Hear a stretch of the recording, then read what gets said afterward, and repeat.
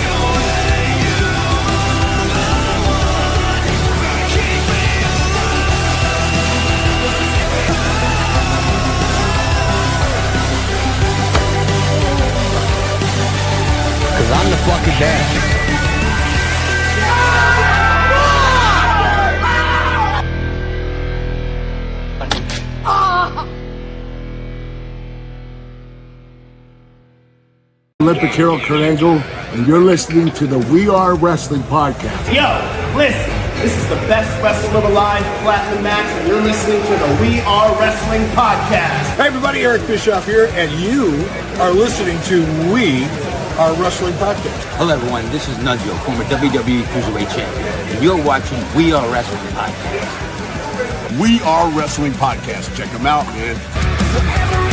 Stay tuned, listen to the podcast. Best one, Donnie might teach you a thing or two.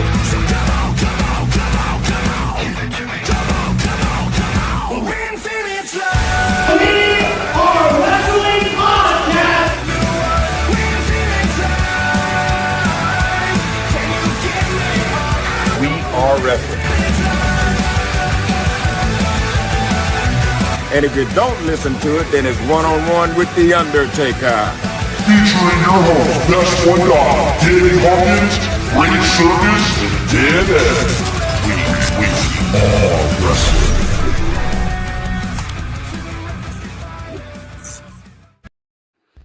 It's a new year. We're back with live episodes of the We Are Wrestling podcast. What is up, We Are Wrestling maniacs out there worldwide? I'm the host with the most, the best one, Donnie here, Mr. We Are Wrestling himself, with What is going on, everybody? Danny Huckins here, man. 1/3 or 1/4, whatever way you want to look at it, of the We Are Wrestling podcast, man. It's 2026, start of a brand new year, man. And this year is going to be the best year as far as content streams. This year, we're going to go absolutely fucking crazy. Dan Eddy, man. How's your new year going? What's up, man? What's up, Donnie? It's pretty good. New Year's was good, chilled. Moving to the new year on a steady note. New year, new you, you know. It feels like we haven't done this in forever, but yet we've been pre-recording. But yeah, a live episode. I missed this. I see all the Real Wrestling Maniacs in the chat. It feels good to be back. But yeah, how's it going for you guys? Oh, it's going good, and it feels good to be back live on a Wednesday, 5 p.m. Eastern Standard Time. We Are Wrestling members Angelo and Bradley in the live chat. What is going on? We appreciate all the extra support being members here on the channel because we got a big year for you guys. We're going to continue to do our live episodes, and we have a very fun episode lined up for this week. But before we get into all that, if you're not a We Are Wrestling Maniac yet already and you're listening to this episode wherever you get your podcast, please leave us a 5-star review, not just any review, a best one review, and download this episode and all 190 episodes previous of this one. If you're not a We Are Wrestling Maniac, you're already over on the YouTube channel where you get these episodes live, 5 p.m. Eastern Standard Time every Wednesday. You get live watch-alongs for all the WWE PLEs, AEW pay-per-views, and the specials, of course, reactions, hot takes, everything pro wrestling. And if you're not a part of the thousands of subscribers, we recommend you guys to hit that subscribe button now, turn on the post notifications. Videos be coming out of nowhere like an RKO. And of course, you already know the grind is real. So how was your guys' new year? It was good, man. New Year's Eve, I streamed. I was live for AEW Dynamite. Then we, watched the ball drop and, just hung out. Had a quiet night at home. It was good, man. The holidays were good. It's always we sort of talked about it on the pre-recorded episode or whatever. But like, the older you get, it just seems like Christmas just seems like another day or whatever until you have kids, and then you sort of like start to relive like parts of your childhood. You know what I mean? So it's always fun, man. Hell yeah. How was your New Year's Eve going for you, Dan? Yeah, I can attest to that. It was good. Like I said, it was just a chill, relaxed night. I watched a few movies. I watched The Holiday for the first time. And then I watched The Other Woman. So it's just kind of like a rom-com kind of night. And then I watched The Ball Drop. And then went to sleep. 12:02. I'm like, okay, New Year. I'm gonna go to bed. Yeah, that's exactly what I did. Like I had people over my house. I didn't even have pants on. We were so tired. All of us. Everybody just left right when the ball dropped. I went to sleep probably at like 12:10, like 10 minutes later after everybody left. We're on the same script. Yeah. But honestly, not a bad New Year's. Honestly, the month of January, I've been low-key so far, just kicking it back, getting a lot of things done. My studio has been a wreck because of how stressful things have been the last 3 months of 2025. So the fact that like I was able to actually take some time and just clean the studio, actually take the Swiffer, clean the figures off. Like I've been getting a lot of work done. I've been getting a lot of work done, including my desk. I feel like that's how it is for like, at least the first half of January, because like, the last half of December, it's, Christmas and you have New Year's. Like, who wants to be working and doing stuff around that time? So you sort of just like put stuff off, and then you carry it over into like the first couple weeks of January to really like, pick up on some things or whatever and get things where you, set up how you want it and everything. A lot of work that's been going on behind the scenes as well. Been working in silence, some would say. And I will say this, just especially getting my desk cleaned, something I haven't done probably in 2 years, getting my new lights hooked up, getting everything all set up, looking good, especially before the entire move that's going to be happening pretty soon here at Best One Studios. Yeah, we're getting a lot done. I actually had a couple opportunities to go out to, I believe it was Queens, New York. They had this convention that they were doing, but I passed on that because I just over it right now. And then WWE had a live event actually about an hour from us, Danny, in Worcester. Yeah, and Drew McIntyre had a meet and greet. Yep. But I will say, have no regrets about missing those because this year is going to be crazy with the amount of events and stuff that I'm going to be actually attending and going to. Yeah, Exactly, I'll be man. seeing you guys in July actually for the first time. Oh, yeah, I can't For wait. I'm Fanatics Fest. excited for Fanatic Fest. Yes, sir. Oh, yeah. It's gonna be It's so going to be a lit, good dude. time. We're All gonna have to right. throw this Well, out. with that being said, let's get into the We Are Wrestling podcast.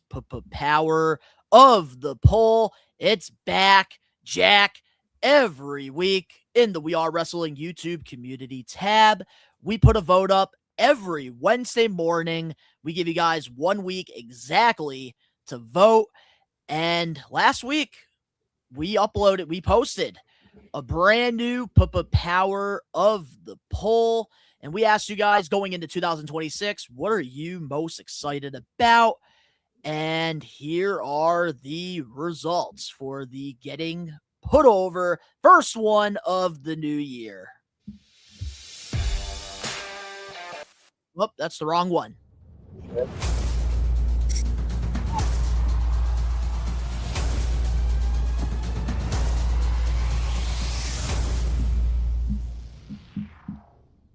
And the winner is Chris Jericho. 49% of you guys are looking forward to Jericho returning to WWE, while 29% of you guys are excited to see MJF's AEW World Title run, giving AEW that fresh new start that it needs.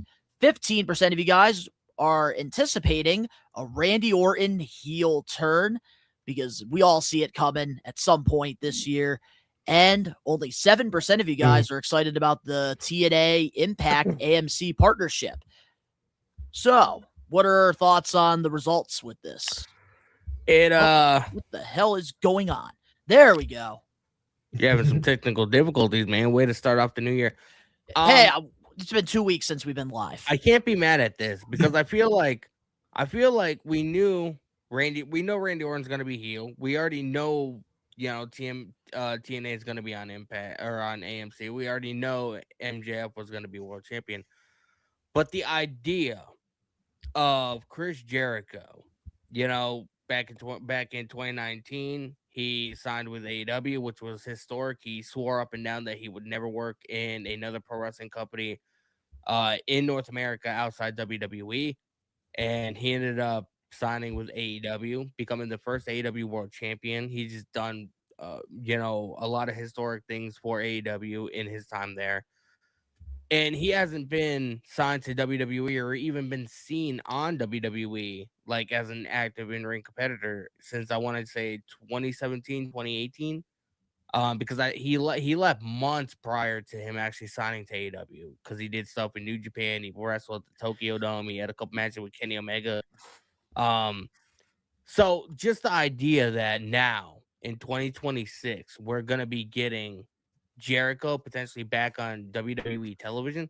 I feel like even though we expect it to happen, I feel like the excitement level is just through the fucking roof for it. Because even though Jericho's, I see the argument of Jericho being 55 years old, what is he going to be doing on WWE TV? Oh, who cares? Age is just a number. Exactly, but not even just that, but I feel like Jericho is a master storyteller. Jericho knows how to cut a promo. There's a bunch of people who would love to see him work in WWE. And just so the excitement level is just a lot higher than anything on this list. I agree. And I do want to point this comment out by Alex Johnson. The people that voted for Chris Jericho are the same people that wanted Jericho to retire. That honestly is 100% facts. Alex, you're definitely on point with that take, I must say. Also, what's going on, Chevy Dude 97? Glad to see you here live with us. Tyrus, what's going on, bro? Get all the people's back, bro. They're all coming back, slowly but surely. But Dan Eddy, what's your thoughts on the power of the poll? Agree or disagree? I I agree that we were kind of expecting the Chris Jericho option to win. I did have were we 100% certain that Randy Orton was going to turn heel once he comes back? Randy Orton has always been a heel. He's like he does his best work as a heel. He's been more of a heel than he has been a babyface. So the idea of him never turning heel again is very slim. I think it's going to happen. They've been teasing it, especially backstage with Cody Rhodes this past Friday on SmackDown. Yeah, they're teasing. They're teasing him to go after the title, not so much him being a heel. But but you can't have babyface versus babyface. You got to have somebody as a heel in that equation. Diddy, it's not going to be Cody Rhodes. Well, Diddy, you can do that, but after the match, Cody Rhodes could try to shake Randy's hand for respect. Randy hits him with the RKO, and then we can further that feud. You could, which I think is what they're going to actually do, because it's going to happen. You can still be a babyface. You can be a babyface, but still be, sort of mean to the other person, like what Donnie was saying, do the RKO on to Cody and kind of throw him off his, wheels a little bit. Oh no, he's not gonna. Nope. Be the babyface. Nope. Randy's gonna be Cody's friend until after the match when he loses. Don't forget, you also have the Jacob Fatu aspect. Like, who took out Jacob Fatu? Was it? We won't forget Alex. Was it Randy Orton over jealousy, or was it Drew McIntyre? Drew McIntyre swears up and down that it wasn't him. My only thing is, Drew McIntyre it was Randy Orton. Randy Orton for months and months and months has been eyeing that title. He wanted a title shot. Jacob Fatu, the night he got taken out, he was supposed to be in a number one contenders match for that title.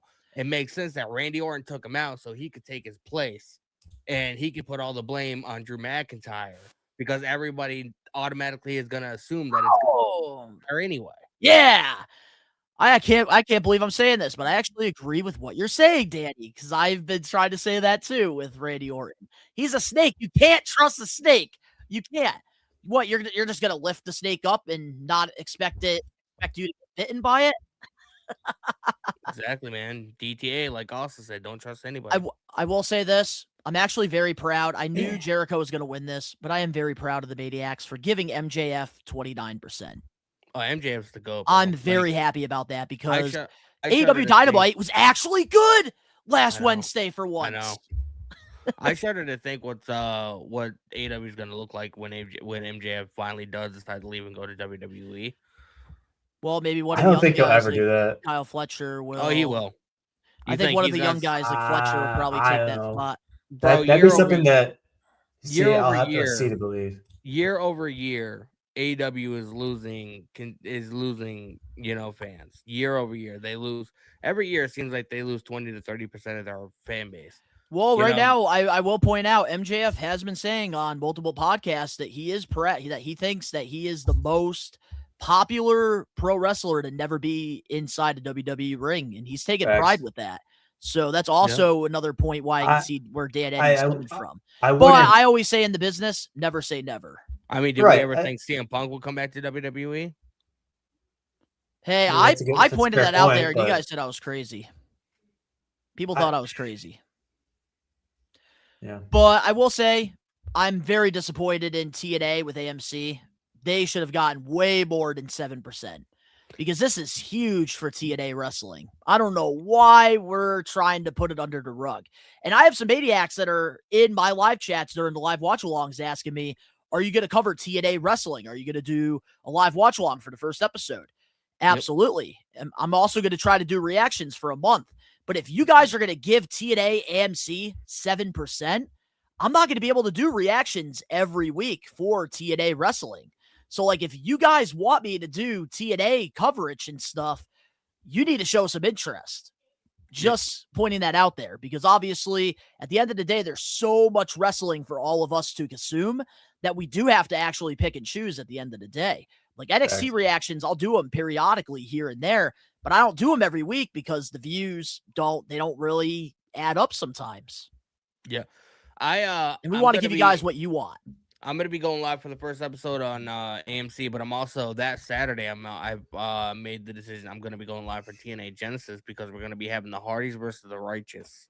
And just seeing on Twitter and seeing on social media, like, I love what they're doing. Like, the Hardys on one episode of Impact, the Hardys were like walking back to their locker room, and the Righteous made like an entire like shrine in their locker room with like candles and everything. Like, bro, I'm just like, this is why story is so important in pro wrestling. I'm like, Well, I don't Danny, even I'll tell watch you the this. fucking show, and I'm invested in what's happening. Well, I'll tell you this.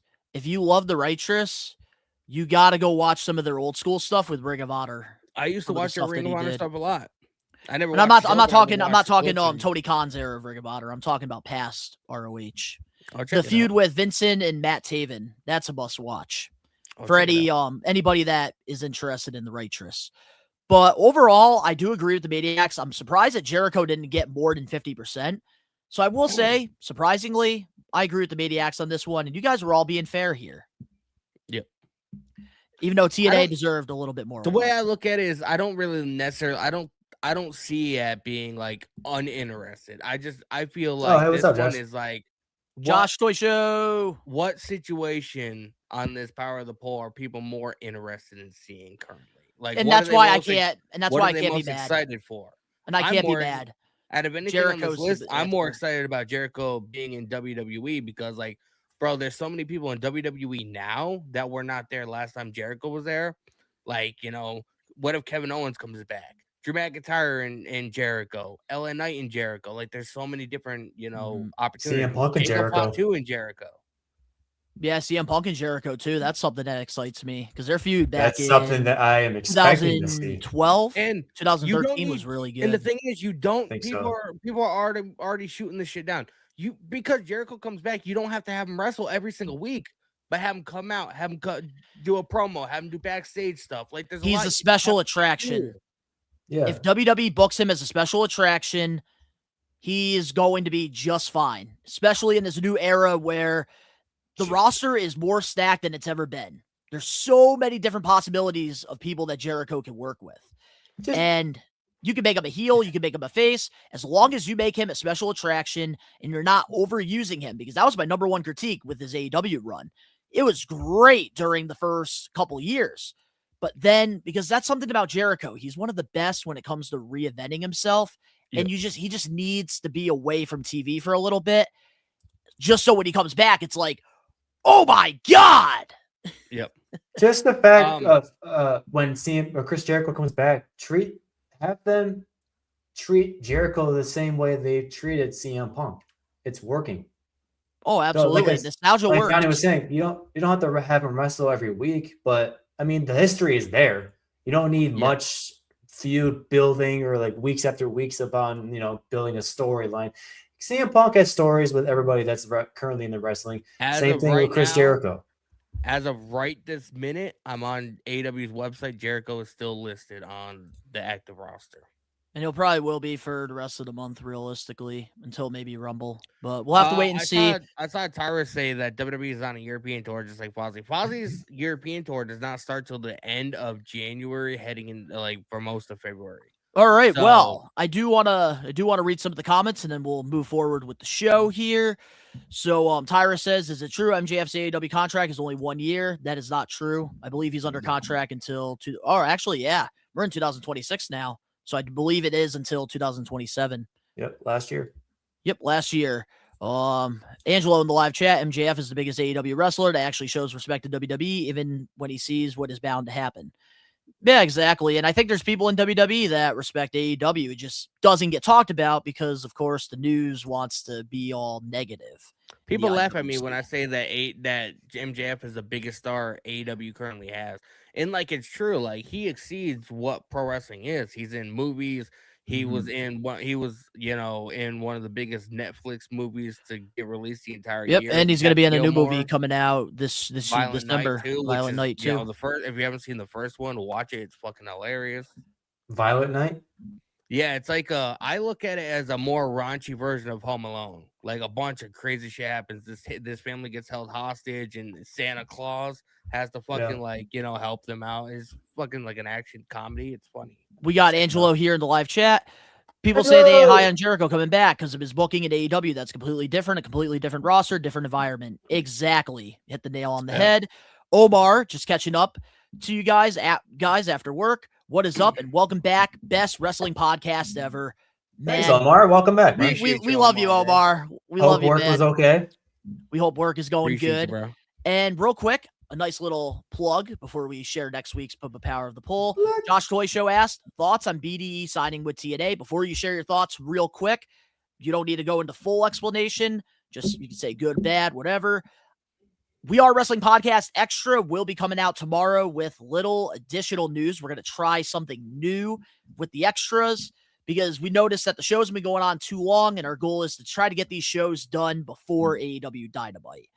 Yes. And I will actually be talking about BDE signing with TNA in tomorrow's extra. But since you guys won't be there with me, what are your thoughts on BDE signing? I think it's cool. You know, he started out, kind of doing the same thing that we do, pro wrestling content. Started training. He wanted to get into it, wanted to try it, wanted to take a couple bumps or whatever, see what it was like. Started wrestling in Rev Pro and all these indies, and he was in the Battle Royal for Bound for Glory. And he just got signed, so he's gonna be on the AMC debut. So I like him, man. I sent him a DM yesterday congratulating him. So, and I might as well let you guys know this because I do see you guys in the live chat here. Will you talk about Obafemi? Thoughts on Javon Evans going to the main roster on Raw? We'll cover all that. Oh, don't worry. In the weekly news and rumors, guys, we're gonna talk about the 4 free agents, and I know we're all gonna go in depth about that. We have more to cover than a California King comforter, guys. We'll just sit back. We do. We'll take care of it. And it'll all be done before AEW Dynamite. I am steering the ship. Hopefully. Let's hope. Fingers crossed. But with that being said, let's talk about next week's Papa Power of the Poll, which is up right now in our community tab over on the We Are Wrestling YouTube channel. And we just had an ambulance match this past Friday on SmackDown with Aleister Black and Damian Priest. So what better way to ask you guys, what's your favorite WWE ambulance match of all time? The 4 choices we have here are Kane versus Shane McMahon at Survivor Series 2003, John Cena versus Kane at WWE Elimination Chamber 2012, Dean Ambrose versus Bray Wyatt ambulance match on Monday Night Raw 2015, Roman Reigns versus Braun Strowman Great Balls of Fire ambulance match. So you guys can go vote on that now. A couple things to plug before we get into our highlight of the week, of course. We Are Wrestling Getting Put Over segment, the Royal Rumble predictions, which will be happening live on Wednesday, January 28th. We are going to be when it comes to the big PLEs now, we want to put over a classic one, and we want to give you guys enough time to rewatch it so that when we do the Getting Put Over, you guys can be a part of it with us. And that is why we are going to be putting over my favorite Royal Rumble of all time. Don't know why it's my favorite of all time, but it is the Royal Rumble 1998. So we're giving you guys enough time here to rewatch this, and we can talk about it in our Getting Put Over segment for Royal Rumble predictions. Quick question. That's not on Peacock anymore, is it? It's on Netflix, I believe. Netflix. It should be. Yep. All of it now on Netflix? Okay. Just double checking. Sir.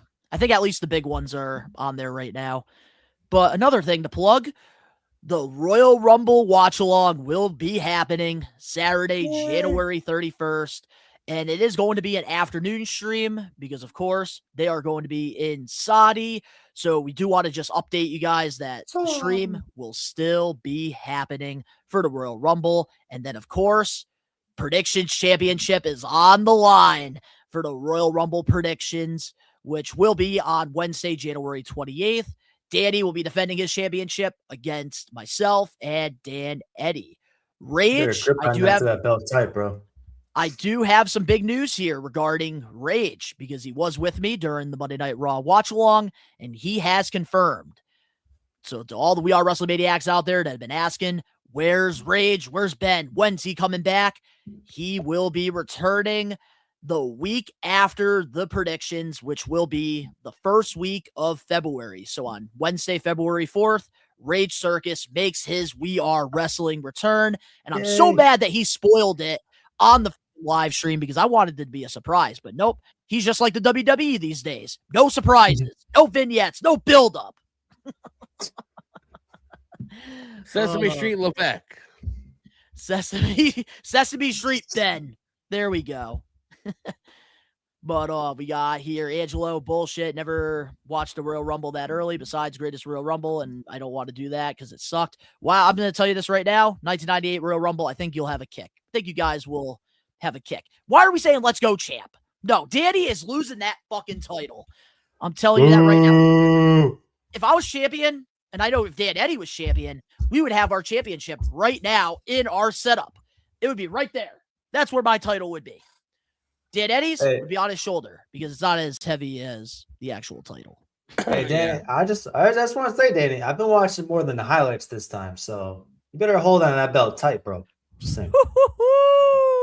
All right, brah. Donnie will win. I love it, Alex. Oh, yeah. We might do it. Honestly, Alex Johnson, you're banned from the stream. We might actually have to put a poll up sometime, maybe in the middle of the month, and ask people like who they think is going to win the championship, because I would love to see those results. All right. Well, with that being said, let's get into our We Are Wrestling podcast highlight of the week. What is our favorite thing that happened in the wrestling world this week? I gotta go with SmackDown, man. Like, not just like one particular thing, but like just the entire show. I think SmackDown fucking killed it. And just the fact that now it's almost like we live in a parallel universe, that SmackDown fucking blew Monday Night Raw out of the fucking water. And like I love the main event, the ambulance match between Alistair and Damian. Like that match, like they were promoting that match all through the night, you know. That's something that's missing. They had backstage today. vignettes. They had they had backstage segments. They had interviews backstage. Damian said something. Alistair replied. They went down all the different other ambulance matches or whatever that happened in WWE history. Like they really made that match feel like it was a legitimate main event. The only criticism I have of that match, and it's a very, very small one that I know where you're going, is the fact that when the door opens, you saw Rhea Ripley. I would have replaced Rhea Ripley with Lola Vice. I would have had Lola Vice because her and Damian Priest are in a legit relationship. That would have made more sense because Alistair's with his real life wife. It would have made sense. Yeah, but Rhea's got more chemistry on TV with them than she does. That, but Lola, you gotta give Lola time. Only the IWC, only the IWC would know that. The casuals that are at the show would be like, "Who's this girl?" Yeah, why is she in there? Yeah, but I will say she does need to be called up. Yes, I honestly didn't know that until now that they were actually dating. So I wanted to be like, "Oh my god!" Compared to Rhea Ripley showing up. Which, obviously, Danny and I were such wrestling nerds that, if we saw Lola Vice showing in there, we would have overreacted, been like, "Oh my god!" And then people would be commenting like you, saying, "Why?" But it's not even just me saying it. Everybody that has enjoyed that match says the one criticism that they have is the fact that it was Rhea instead of Lola Vice. So it's not just me. And you know who's criticizing that? The IWC. Me and you, Danny. The casuals are happy that it was Rhea because it makes sense in the WWE world. I don't know. I'm kind of getting burnt out with Rhea Ripley, but that's just me. Don't tell Rich that. Lucky he's not here. What's your highlight of the week, Dad? 3 words, gentlemen. Whoop that trip. Whoop that trip. That was a good segment. I was so fucking ecstatic. I was waiting for that moment for the longest time, and I was actually really proud of the crowd there. They knew the assignment, and that pop. It would have been better in a PLE. Oh, you got that right. No, that assignment, he passed. He passed flying colors, A+. The moment he walked out and when the horn started, I knew right away. But once the Trick Williams name showed up, people lost their minds. Sammy's the perfect first opponent for him. Sammy's in, yes, but also I was pounding on the table. Like, when is this guy getting called up? When is he going to get called up in the main roster? Just have a backstage segment. Just do something, because he was wasting his time in NXT, just like Obafemi is, and we'll get to that later. But the NXT call-ups couldn't have happened at a better time. Yes. For example, with Javon Evans too, we'll probably talk about it later. But Trick Williams, he deserved to be on Raw and SmackDown, maybe even last year. And I'll actually get to a match later on that I think all three of them made the case for themselves to be put on in the main roster at the time. But when Trick showed up on SmackDown, I literally had chills, and I haven't had a chills moment on watching SmackDown for a long time, because what Danny was just saying earlier, it's rare that SmackDown just kicks Raw right in the nuts and be like, yeah, we're better now. Because a lot of people were saying that, oh my God, SmackDown is going to back to 3 hours. What are they going to do? What are they going to do? No NXT call-ups, blah, blah, blah, blah. I sat back and didn't really say much because I was expecting a good show, and I think they blew my expectations out of the water. So getting into my highlight of the week also gave me the chills. Matt Cardona coming back to WWE. No doubt. I had to put the broski shirt on because I am just so ecstatic. Whoa. That's right. I am just so happy for him. And like, there's nothing that's going to be able to top that highlight of the week for me, because I have been such a big fan of this guy going all the way back to when he repackaged himself, when he was wearing the long tight and like the short tight, like on the other side. I've been rooting for this guy since then. True Long Island Story. I remember watching that live first episode. I was rooting for this man to get opportunity after opportunity, but of course, the machine wasn't pushing him. And then what he had to do during the pandemic, he got released by WWE, and he went out, bet on himself, he could have probably had a solid living doing the whole Zack Ryder thing on the independents. He could have done that, but no, he has always been somebody to bet on himself. And that is why, man, when he went out to the indies, did that death match with Nick Gage, continue to grow, especially in the toy wrestling figure community, where now, like, I'm pretty good friends with him, like in the major group. So like getting to see like all of us that are big fans of Matt, Brian, and Smart Mark, seeing him come back to WWE, we're all just so happy for him, because like he's busted his ass. He's worked so hard for this opportunity. And the fact that he's back as Matt Cardona, I love that it started with the woo, because I was like, all right, you know what? It's okay. He's back in WWE. I'll take Zach. But when the Matt Cardona thing hit, perfect. And we all and Kit Wilson, I fucking love Kit Wilson. That's also a highlight. Bro, Kit Wilson's over, bro. On my TikTok, all I see is fucking Kit Wilson. I fucking love Kit Wilson. What does he do like this? He is fucking great. Over.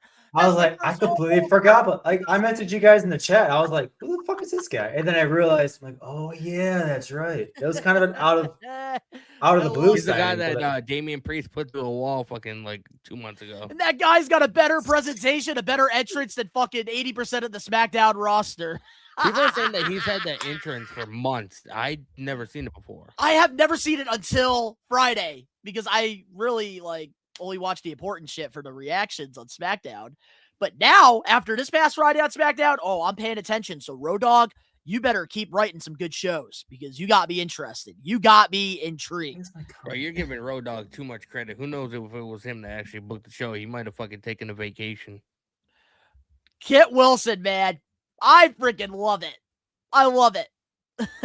But I do want to share some of the Maniacs highlights of the week. And you guys are going crazy because I have to actually scroll up looking for some of these.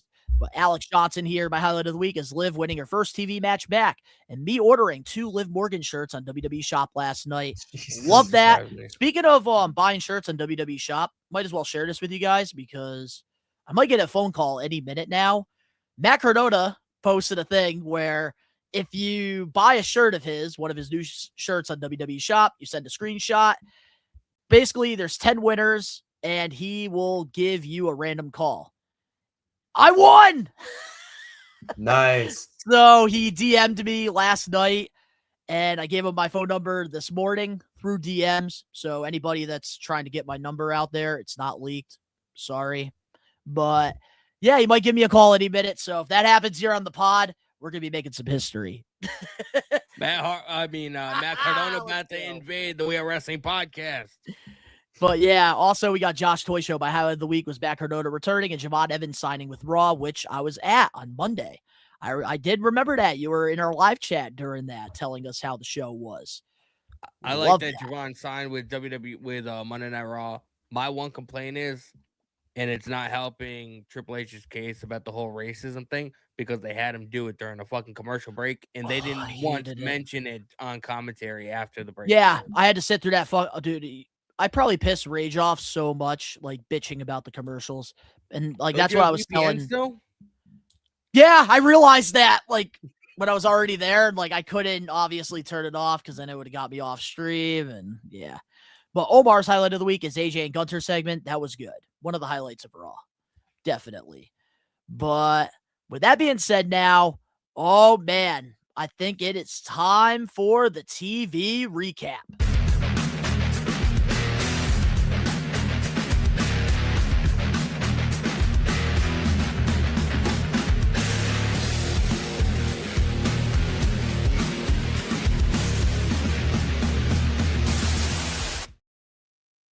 Yeah, a Well, little Alter Bridge riff in We there. over here rocking the fuck out, bro. Rage was on TV for the TV recap. Did Don't Rage worry, edit, we'll have edit one that for by the chance? No, I did that. You did that? I recognize the guitar riff, a little Alter Bridge. I like it. Little Yep. edge. Got that from thanks to Artlist that does all the music for We Are Wrestling and Best One Donnie Shout out. YouTube channel, which I do spend some pretty good money on that. So you guys can thank me in the live chat. But let's start things off with last Wednesday on AEW Dynamite. Wow, when was the last time we talked about a TV recap that was AEW besides a pay-per-view review? Can't remember. But last Wednesday on AEW Dynamite, Willow Nightingale defeated Mercedes Moné to win back her TBS championship. Mercedes Moné reign comes to an end at 584 days. What's her thoughts on Willow Nightingale beating her for the title? I liked it, man. I actually thought this was a really fun match, and like I'm not really, I haven't really been high on Mercedes like in her run in AW. I feel like for the most part she's just been put in random situations with no rhyme or reason as to why they're happening in the first place. So I like it, and obviously I'm a big fan of Willow. I've been a big fan of her since she showed up on AW for the first time. And she seems like a good person, so I always like to see good people win, and she deserves it. I'm just kind of curious, like, if this was, part of me doesn't feel like this was the original plan, because if it was, why would she also be winning the tag team titles if she's going to be also defending a singles title? That part just doesn't make sense to me. Yeah, no, that's definitely a good, interesting take. But what's your thoughts, Dan Eddy? I know you don't really watch AEW, but you have like known about Mercedes holding this championship for a very long time. And now it seems like she's starting to go downhill now, losing her championships and starting to lose a little bit. You took the words right out of my mouth. I was going to say that this is the part of the decline of the Mercedes Moné era, I guess you can call it. I mean, she still has like what, 27 belts left. Oh, now you can cut those in half, I think. give or take 14. So I didn't see a whole lot out of this.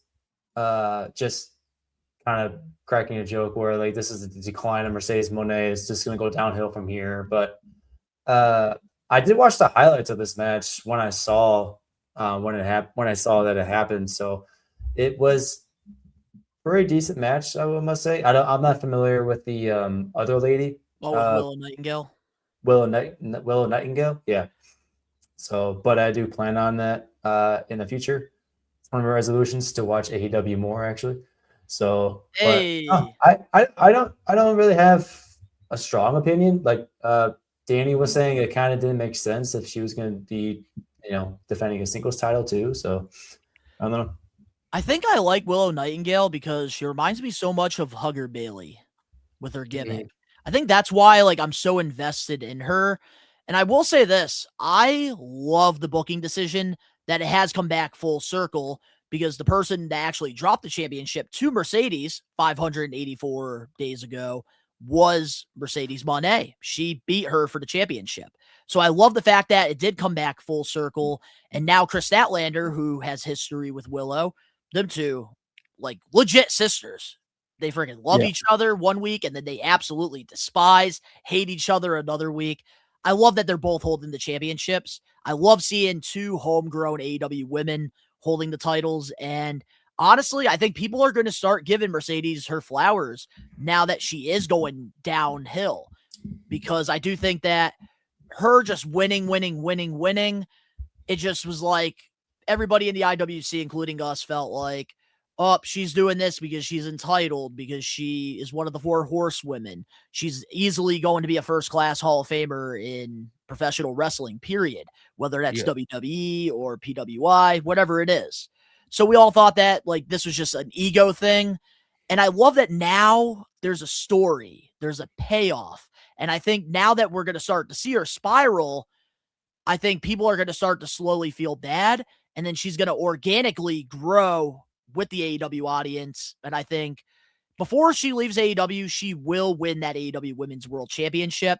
And I think that it's all going to make sense. By the end of her run, we're going to look back at it and say, you know, it wasn't as bad as we thought it was.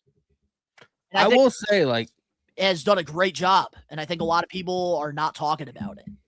I also want to point to the fact that consistently wrestling too, as well. I want to also point to the fact that I kind of feel like, and I've heard other people mention this, but I kind of feel like it would have made more sense for her to lose the other titles first before she lost the TBS title.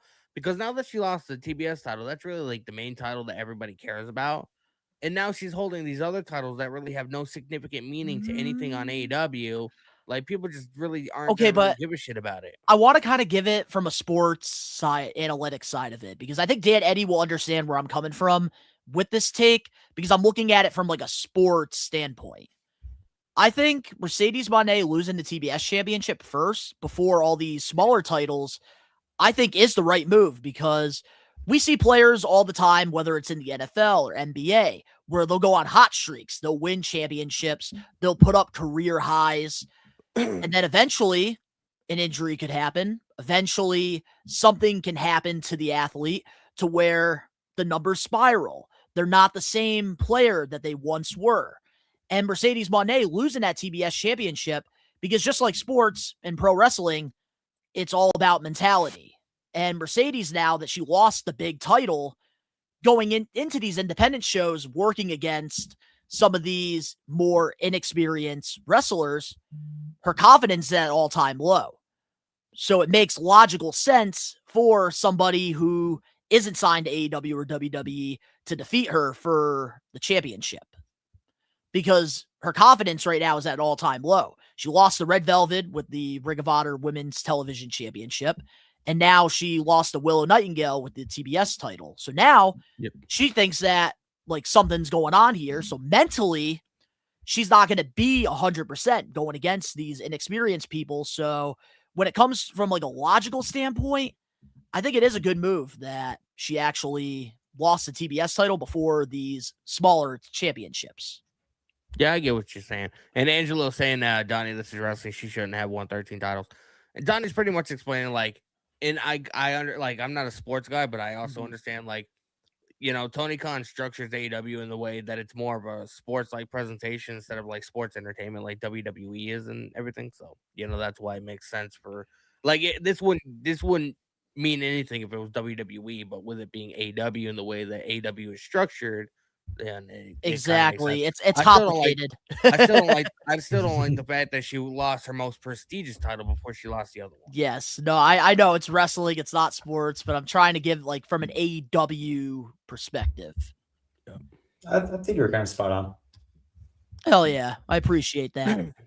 But congratulations to Willow Nightingale on winning the championship. Very excited to see where we go from here with the belt. But let's move on now to SmackDown, because last Friday on SmackDown, my highlight of the week, Matt Cardona made his official WWE return after being away from the company for 5 years. And it was announced on commentary by Michael Cole that he is a full-time member of the SmackDown roster. What's your thoughts on Matt Cardona coming back to the WWE? Bro, when his music started to play, and it said Zack Ryder first, I was like, oh my God. Like, my heart kind of sank or whatever. Because, like, I kind of felt like if he was going to make an appearance in this random match, I kind of had a feeling that he was signed. But like when it said Zack Ryder, I was like, oh my god, they didn't. And then when the lower third and the Titantron switched to Matt Cardona, I was like, oh my god, like it was like a fucking weight was off my shoulders. I was like, fuck yes, bro. I went absolutely crazy, man. Matt Cardona is in WWE. And like, one thing that I've heard from everybody, I've heard from Vince Russo, who obviously before he came back to WWE, Matt Cardona actually won the JCW world title. He did. And like from everybody that has worked with Matt Cardona, he's made no bones about, I want to be back in WWE. That's where I want to be. Like, notice how he's made appearances for AEW, he's made appearances for TNA, he's made appearances for GCW, he's made appearances for GCW. Like, he's made some of the appearances smallest independent companies. He's an indie legend, basically. Yes, but like he would not sign a contract. He always did per appearance deals. Like he even wrestled in TNA and did stuff in NXT recently, over the last year.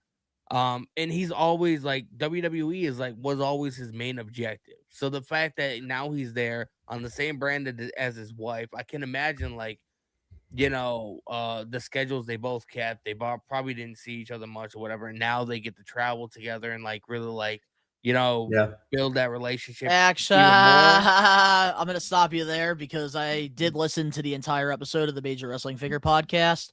And believe it or not, Matt Cardona and Chelsea, they actually might not be traveling together despite being on the same shows. Because she's already, because she's already annoyed with him because this past Friday on SmackDown in the hotel, he needed to get his back spray tanned and she had to rub all the tanning stuff on him and she wasn't happy. So he might actually end up going on the road with some of the boys. She might continue to go on the road with like the girls and stuff because they're already like living together. Like they already are around each other a lot. So like they pretty much like on the road, they still want to be a little bit separate from each other. He was talking about that a little bit on his major pod. Yeah, but you could tell he was being a little bit sarcastic about it. Yeah, but he's also like, I could see that being like realistic here, and it doesn't affect anything in their relationship. No. She rushed him. You just can't be around your partner 24/7. Chug his drink in Cody's bus.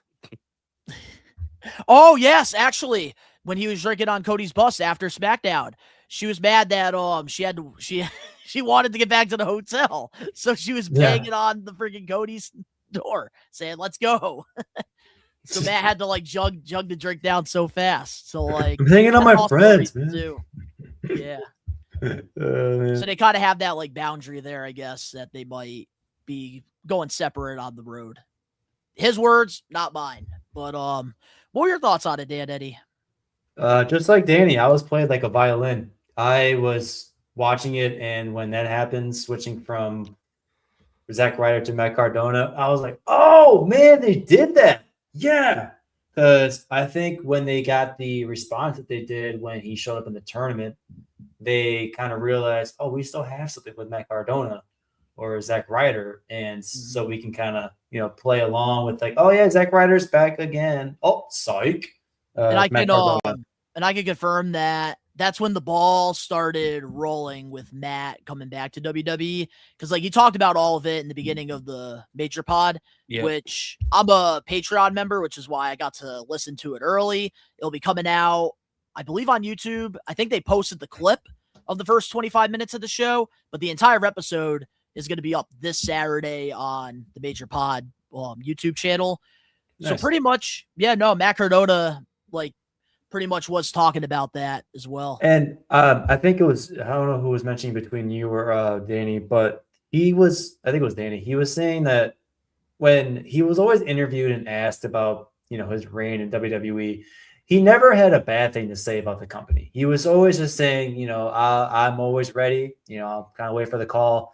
If they offer me a contract, we'll take a look at it. So he was never like flat out negative about the company first place. Second, like he was never one to turn down the contract before even hearing about it. So he is sort of like how Cody Rhodes is with AEW now.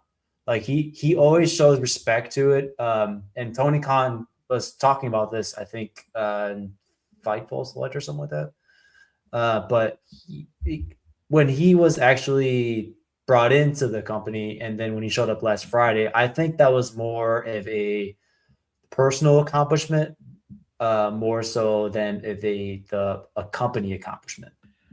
Yeah, so pretty much that's like where the negotiations really began, was after his return. And he got the call at WrestleCade. And then, well, he actually got the call at WrestleCade. Yep, that weekend.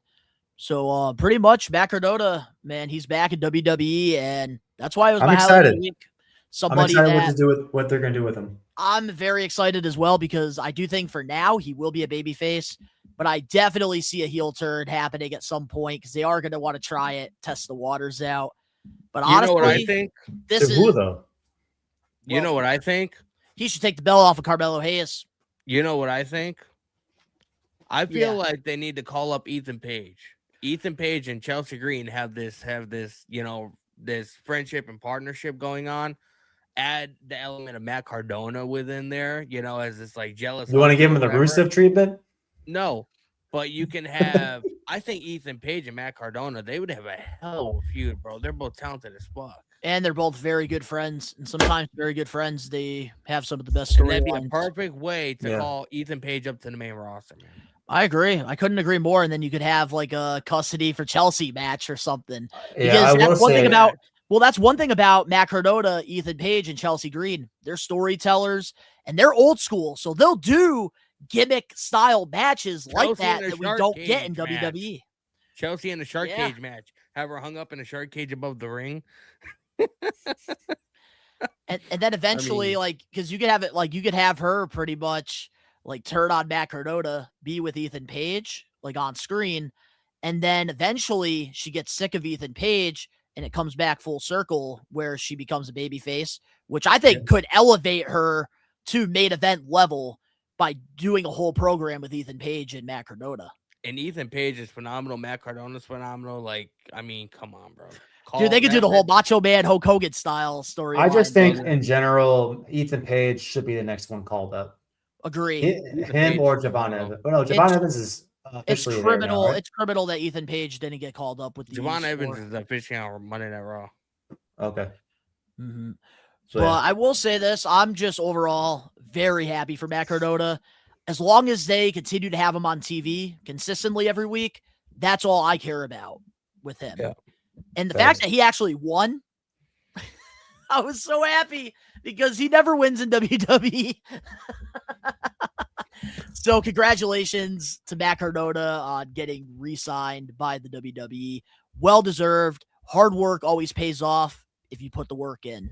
And that's something I think Matt Cardona has definitely done. And I think these independent wrestlers, if they're not copying and pasting what Matt Cardona did the last 5 years in the independent scene, then you might as well get out of the business. You might as well hang those boots up and go work a 9-to-5 job, because Matt Cardona laid the blueprint out to how you get over in this business. Hey, and Donnie, how to get back to the WWE. Yes. You want to hear a cool fact? I got a stat for you, bro.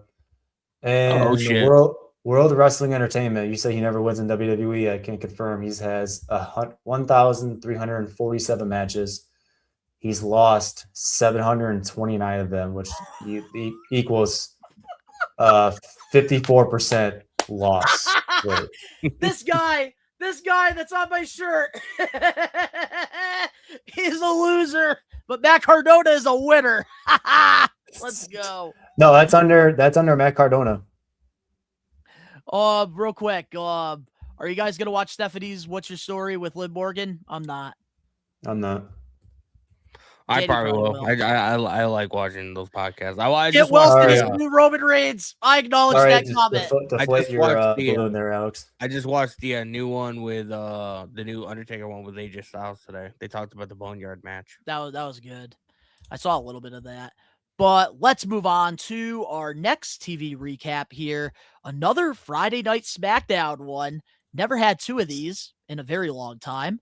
Well, last Friday on SmackDown, Julia became a two-time WWE Women's United States Champion, defeating Chelsea Green for the title. What's your thoughts on her winning back the U.S. belt? Hopefully they have a plan this time around. She held the title before and I don't even think she had like a title defense for it. Right? She did. I can't fucking remember who it was against. Besides, obviously, Probably Gotcha. Michin or BFAB. I can't remember. The two people that take you know, L's every week. But it wasn't that long ago that Chelsea won it back. So hopefully, like, they brainstormed some ideas and they came up with like, okay, now we can try this. So let's get the title back on her, and we'll go in a different direction than we went before. Julia, I feel like, bro, like she has the entrance, she has the look, she has the ability. Like, how you can't find something creative for this woman to do is fucking like mind blowing to me. She's lost so much aura since she's come over from NXT. It's fucking ridiculous. Yeah. Yeah. So to help you out there, Danny, she had the title last time, the U.S. title for I just had it. 133 days, and in that time she's defended it 3 times and losing in the third to Chelsea Green. So yeah, yikes. What I was gonna say is let's do something with it this time. And I agree because the last title reign, she defeated Selena Vega twice and then Michin once. That's it. And then she lost to Chelsea Green. I think giving it to Chelsea Green was an attempt to make it more of a prestigious title, which it should be, first of all. And when Julia wins it back again, that's sort of something that they have to build on to make it mean something. Otherwise, why even have Chelsea Green lose it or gain it in the first place? So with that, she needs to do something, whether it be like crashing Monday Night Raw with the title or feuding with somebody who's other than BFAB and Michin. I can't think of somebody else, but somebody that's not a particular, like specifically a backstage, like.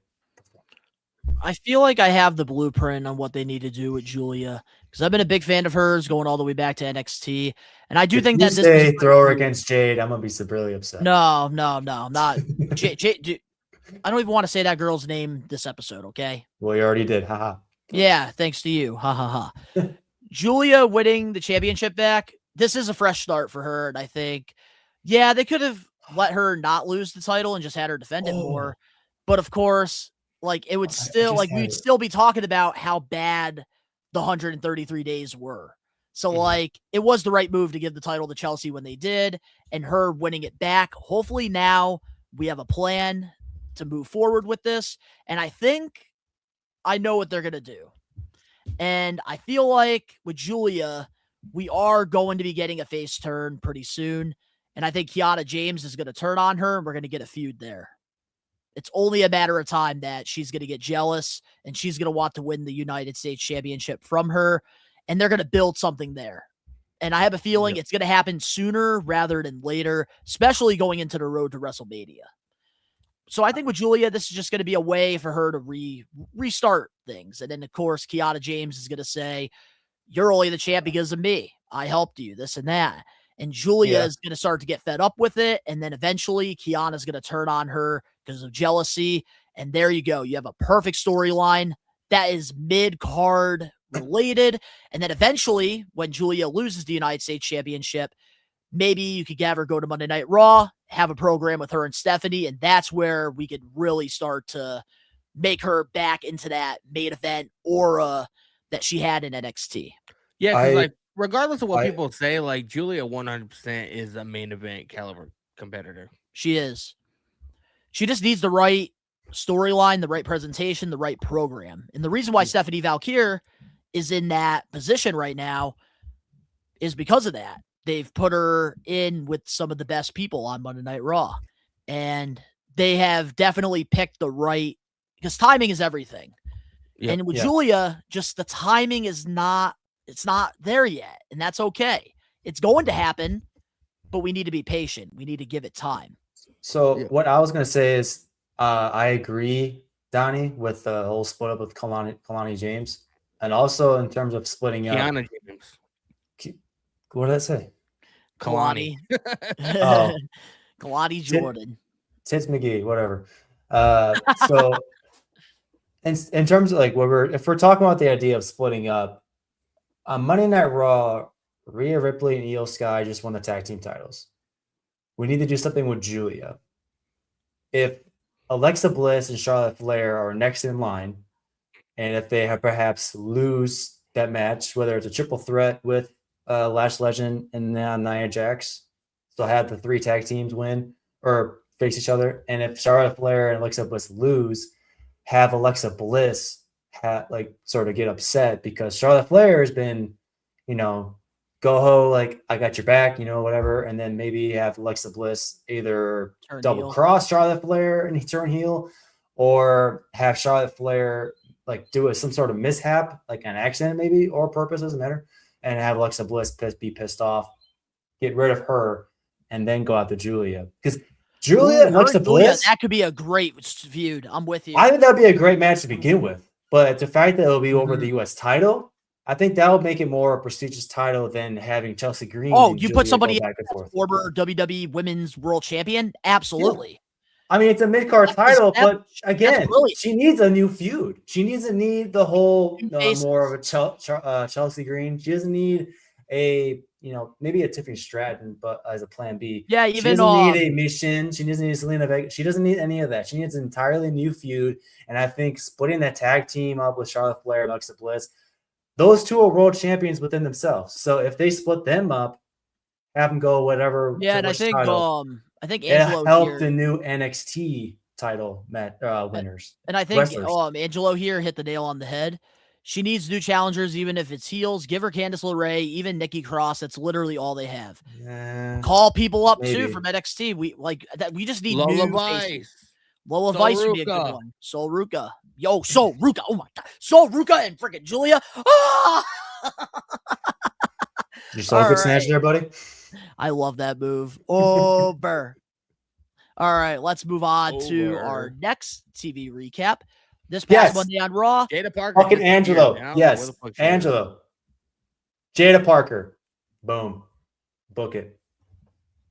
I don't know Jada Parker disappeared, man. I don't know what the fuck she is. Jada Parker, I don't know the hype around. She's good, but just I don't know. She's fantastic, but people are saying she's preggo. People are saying she's pregnant. So I don't know. She hasn't been on TV in months. I don't know what the fuck she wants. Well, she just got engaged, didn't she? Or is that Lash? Lash Legend's the one that got engaged. Oh, yeah, she's with Trent. They just got married. Or no. Oh, yeah, you're right. All right, well, let's move on now to some more important news. TV recap. This past Monday on Raw, Io Sky and Rhea Ripley defeated the Warriors to win the Women Tag Team Championships. Thoughts? It was cool to see, but it was extremely predictable if you saw the landscape of how this match came to be. They won the tag team titles. They'll eventually defend them against Bliss and Charlotte at some point. But again, it was just predictable. So it was a good match, but I don't know, just the predictability factor was a little bit too high for me. I think with the 1-year anniversary of Raw on Netflix, and this was one of the main highlights, and it was the first match, I think that would say something for the episode in general. Because the other highlight was CM Punk and Braun Breaker, but the tag team match I feel like was predictable, but it was still entertaining. And in some parts, you didn't know if they were actually gonna pull the trigger and giving them the titles, or keep it on the Kabuki Warriors and then have Bliss and Flair next. So, but I think with the auras combined between Io Sky and Rhea Ripley, I think it was just a matter of time. Mm-hmm. Yeah, I actually like this move a lot because I do think the direction long term is going to be Lash Legend and Nia Jax winning the titles, which I think is going to further that feud down the line, because I do think we need to build that relationship, continue to build that, because having Lash Legend on TV consistently with somebody who's established like Nia Jax is a great way to get her exposed to the WWE universe with the WWE crowd. And then I think when the time is right, Lash Legend's going to get ready for that World Championship or WWE title. And that's when Nia Jax is going to turn on her. And at the end of the day, Lash Legend's going to get put over. And then she's going to be ready for that main event spot. Io Sky has never been tag team champion with Rhea Ripley, so we haven't had that match before. No, we've seen the match before, but we haven't. I think it was non-title, right? We have a different outcome. So yeah. Oh, But overall, though, I kind of like it. It's a fresh start for the women tag division, and I like that they're actually like giving them TV time, like consistently on both brands. I like a lot more than the fucking actual tag titles. I just feel like maybe I have a different perspective because like the whole show on Monday was just a fucking like a mess in a lot of ways. So maybe that's just why I'm just like I don't give a shit. Like, Yeah, no, probably. there was nothing that anybody was gonna do to save that fucking shit. Well, I'll tell you something that I didn't give a shit about. Let's get into our next TV recap. This past Monday on Raw, Becky Lynch defeated Maxine Dupree to win back her Women's Intercontinental Championship. What's our thoughts on this? Not surprised one bit. Me either. Can I start this off? I say we move on. That's no. I just want to give one thought here. What's your thought? Missed opportunity. I knew Becky Lynch was going to win, but you know what they should have done? They should have had Natalya. Nope. Natalya. They should have had Natalya turn on Maxine and be aligned with Becky Lynch with this new gimmick that Natty's doing. Or even have her show up. Yeah, but she hasn't showed up at all besides the vignette. So if you have but that's perfect. We saw her in the vignettes training Maxine. So imagine she costs Maxine the championship due to jealousy that Maxine is getting all this TV time and she's not getting any. Yeah, but how many people? That were at Raw actually saw the vignettes because they played them 2 weeks in a row and then they fucking stopped playing them. Yeah, but you could have had Natalya show up there, and then next week on Raw, we could have had an explanation why Natalya did. Yeah, but we haven't seen Natalya on Raw in any kind of capacity doing anything with Maxine, so it wouldn't. Yes, we have the vignettes. Okay, and we're building something. 90% of the people in that arena on Monday, I guarantee you, would have no idea what was. Okay, but it would build storyline. It would build. You're building something. If we saw Natalya on Raw in in form. Yes, I know. Besides the vignettes, I know. If you just have her show up and help Becky Lynch, I mean, that would have been like, okay, that's cool. Okay, but that's like more of like a why. That's all everybody would be saying. Why? Nobody would care because they don't know that she was working with Maxine. That's what I'm saying. Nobody would give a shit. What do you mean? They have had backstage segments together, even before the Intercontinental Championship. When? All of 2025, when she was doing backstage stuff. I remember maybe once. They have been on screen together. I think they even had a couple tag matches on main event. Nobody watched the main event. I didn't even know you could watch it. Okay, but my point is, Natalya can actually be doing something. Danny sounds like you can't just randomly bring Natalya to fucking television without an explanation. You're gonna end up getting the fucking title. Wow, the one time I actually want to do something with Natalya. Oh, God forbid. I'm such a bad booker. And it would have meant something if we would have seen them on tap on How TV would it matter? All she's doing is training people in her fucking dungeon. Time out on the field. Danny. Let me intervene. Catering for how long? And you want her to stay in fucking catering? No, but if she just randomly shows up and helps Becky Lynch, people are going to be like, why is this happening? They're not going to know that she was helping Maxine. She explains it on Raw I think the fact that if Natalya shows up in general, it would have made Monday Night Raw a lot better. Are you? Oh my God! This guy wants to. Yes, it would have been interesting. What? So real quick, Danny. So real quick, you're satisfied with this being the finish? No, I'm not satisfied with it at all. But what I'm saying is Natalya doing something would have been better than fucking that. Not turning on Maxine because people wouldn't even know she was with Maxine in the first place. But they did stuff backstage. They're in catering. Tyrus, I'd be like the special referee or something. It wouldn't be a triple threat. They're in catering. Bro. They've been eating meals together. They've been training together. I'm taking your fucking best one title away. You're not the host with the most anymore. Shut the fuck up. This is bullshit. So we just don't want nothing, Natalya. We don't want her to do anything, I guess. Bro. God forbid I give an idea for somebody that's been sitting in catering, collecting a paycheck, doing nothing. God forbid I actually am making her do work. And I would have been fine with it if we would have seen them interact on TV in the last month. We have not. Fuck. The vignettes. And WWE caters to a casual fan base. I guarantee you, they did not watch the vignettes. Okay, but only marks like us watch the vignettes. I just wanted Natalia to do something, and I just thought, like, they should have given us something. She didn't want to be on the show. The She would rather sit in catering or eat her meatball sub. She didn't want to go to the show. That was more enjoyable for her. Leave her the fuck alone. All she's doing is trading people, and, like, she has a new gimmick that's good. Like, I understand where you're coming from. It would have been fucking awesome, but we need to put the cart before the horse. We need to see the interactions on TV for it to make sense. You cannot have an ending to the story before the story actually begins. Do you like Vince Russo? Do I like Vince Russo? I mean, I never talked to the fucking guy, so I can't say that I dislike him. Okay, he loves to do these type of swerves. And then you build something. Who's else? That's not the way the fucking audience operates.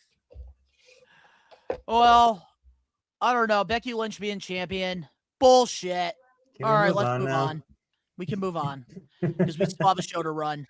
So with that being said, the vignettes were on Raw. I think Danny and I, we need a few minutes. And what better way than to get into the We Are Wrestling weekly news and rumors.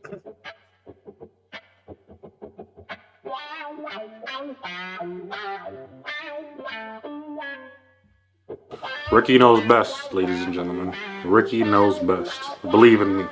God bless you. It's me, Ricky Williams. Moxley's just as crazy as him. No, Ricky! Bullshit! They do it too sometimes. I'll be catching it. It's me, Ricky Williams. Stop playing.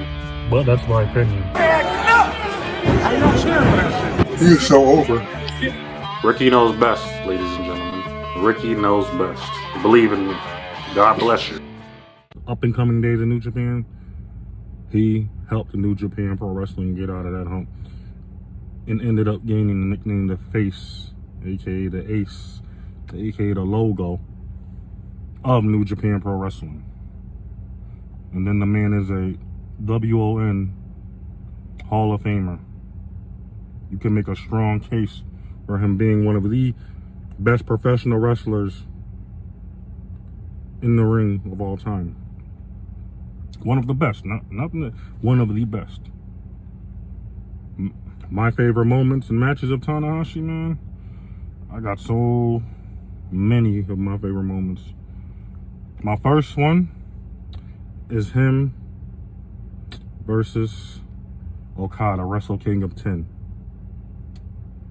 If people don't remember that, one of my favorite New Japan Pro Wrestling matches of all time. Tanahashi made Okada a star officially after that match alone. Tanahashi has put over more people in this wrestling business than other wrestlers have in a lifetime. And it's clearly funny. There's a lot of people disrespected Tanahashi for it, but I said no. Tanahashi is not getting no disrespect for this. One of my other favorite matches, him against Minoru Suzuki back in 2012, Kings of Pro Wrestling. Then him and Okada, also another one of my favorite matches, at Invasion Attack.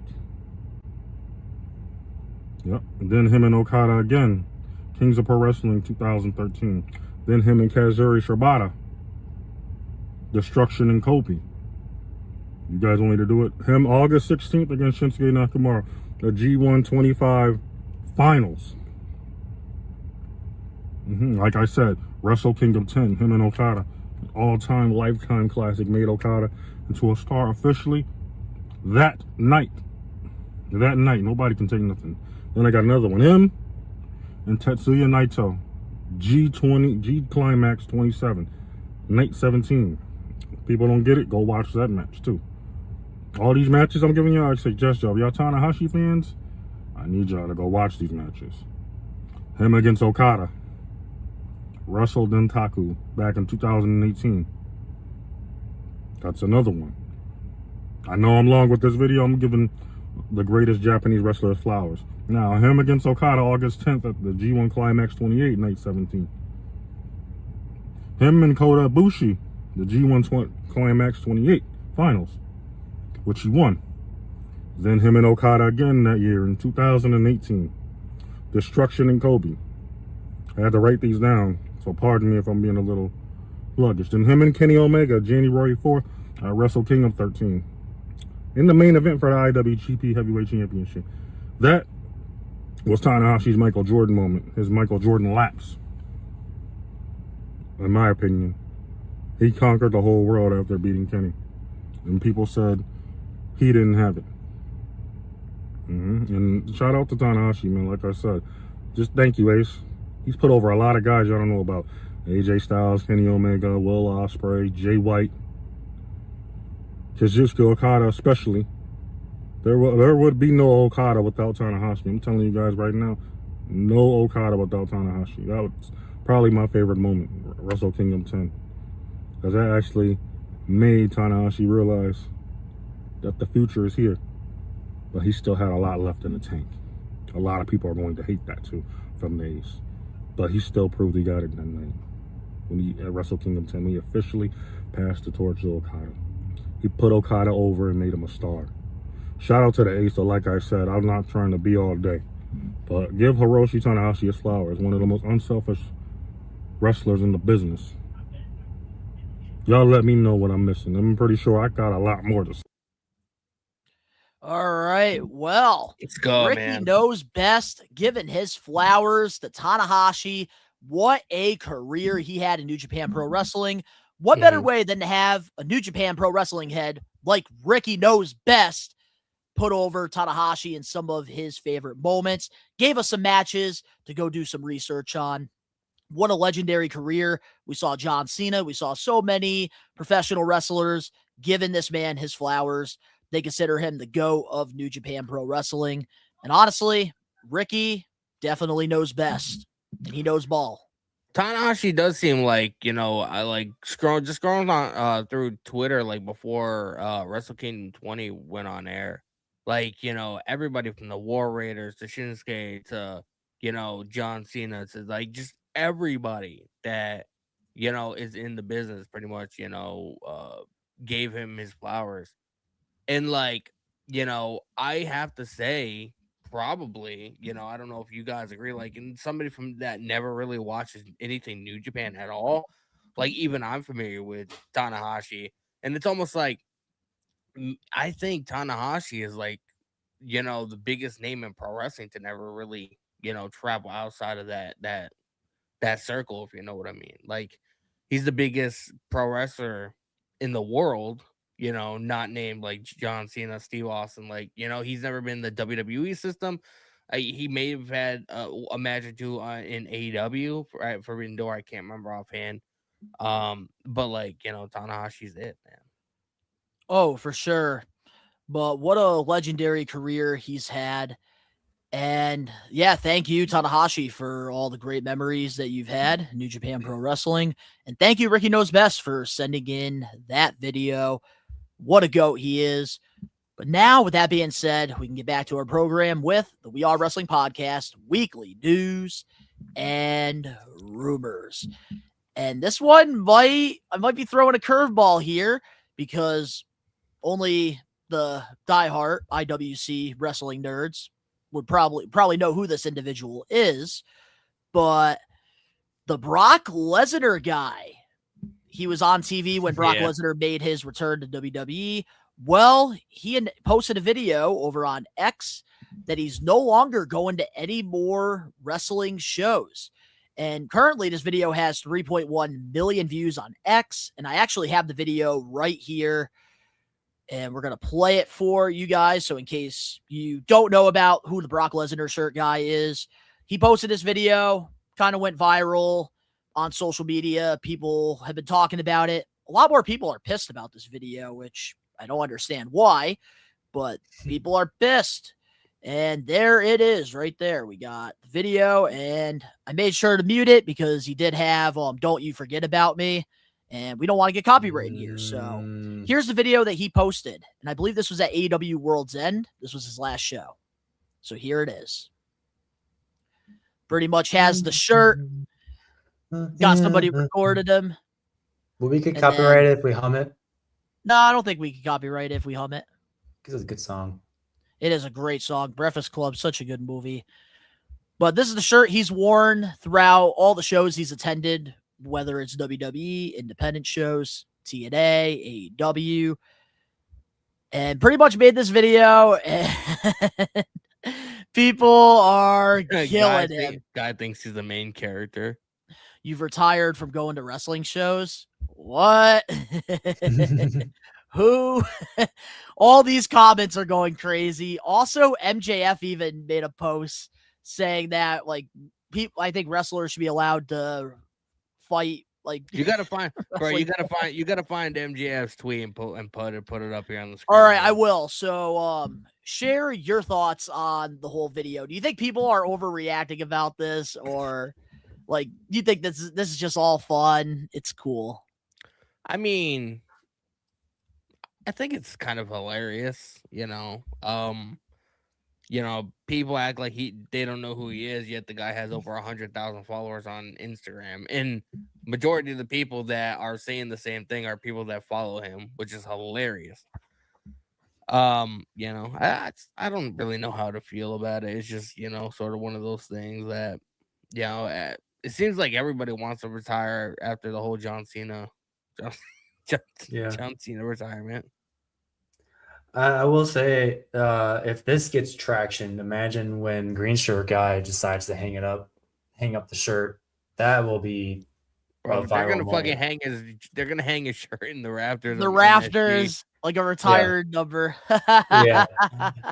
I mean, it's cool that he gets recognized. I mean, because after all, we're wrestling fans, so we give one another respect. There it is.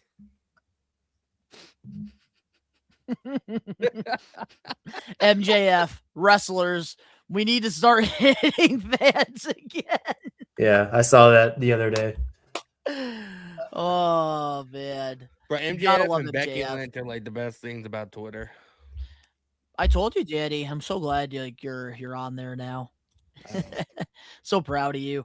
But I do think people are overreacting about this, because I'm sorry. Like, if I had 100,000 followers like he does, I would be doing something stupid like that. I'd be capitalizing, like, if it was my last wrestling show I attended, because I'm a content creator and I'm a sucker for views. And this guy's got over 3 million views. So people actually give a fuck, even if it is stupid, or even if, like, it's like, thank you. You know what it's making me think? Maybe he can capitalize to a podcast. Yep. Maybe he's gonna be doing something, whether it's social media wise, or maybe he's gonna be. I was just gonna get there. He's doing Twitch live watch-alongs now for the weekly shows. Nice. So that's pretty much like what he's transitioning to now that he's not attending WWE shows. And speaking of the Brock Lesnar guy, I actually bumped into him when I went to New Jersey for WrestleCon. How was he? That's nice? cool. Oh, he was wicked nice, wicked cool. I was like, "Hey, dude, you're the Brock Lesnar shirt guy." And I was like, "Can I get a selfie?" He's like, "Oh, absolutely, man." And I said, "Thanks, like, you've been killing it." Gave him our business card, and yeah, right along, met some wrestlers while he was wearing his Brock Lesnar shirt, doing his thing. But I think it's brilliant. It's absolutely brilliant. I think just people are just jealous that this man has over 100,000 followers, and he was able to get 3 billion views for literally just walking to a chair and putting the shirt that he's worn throughout all the shows he's attended on a chair and walking away from it. Yep. It's pretty much how it is. Did this give anybody a bruise? Did anybody get a concussion from this? Did anybody get hurt? Really. I mean, Maybe, why are we overreacting about this? He's literally putting a fucking shirt on a chair.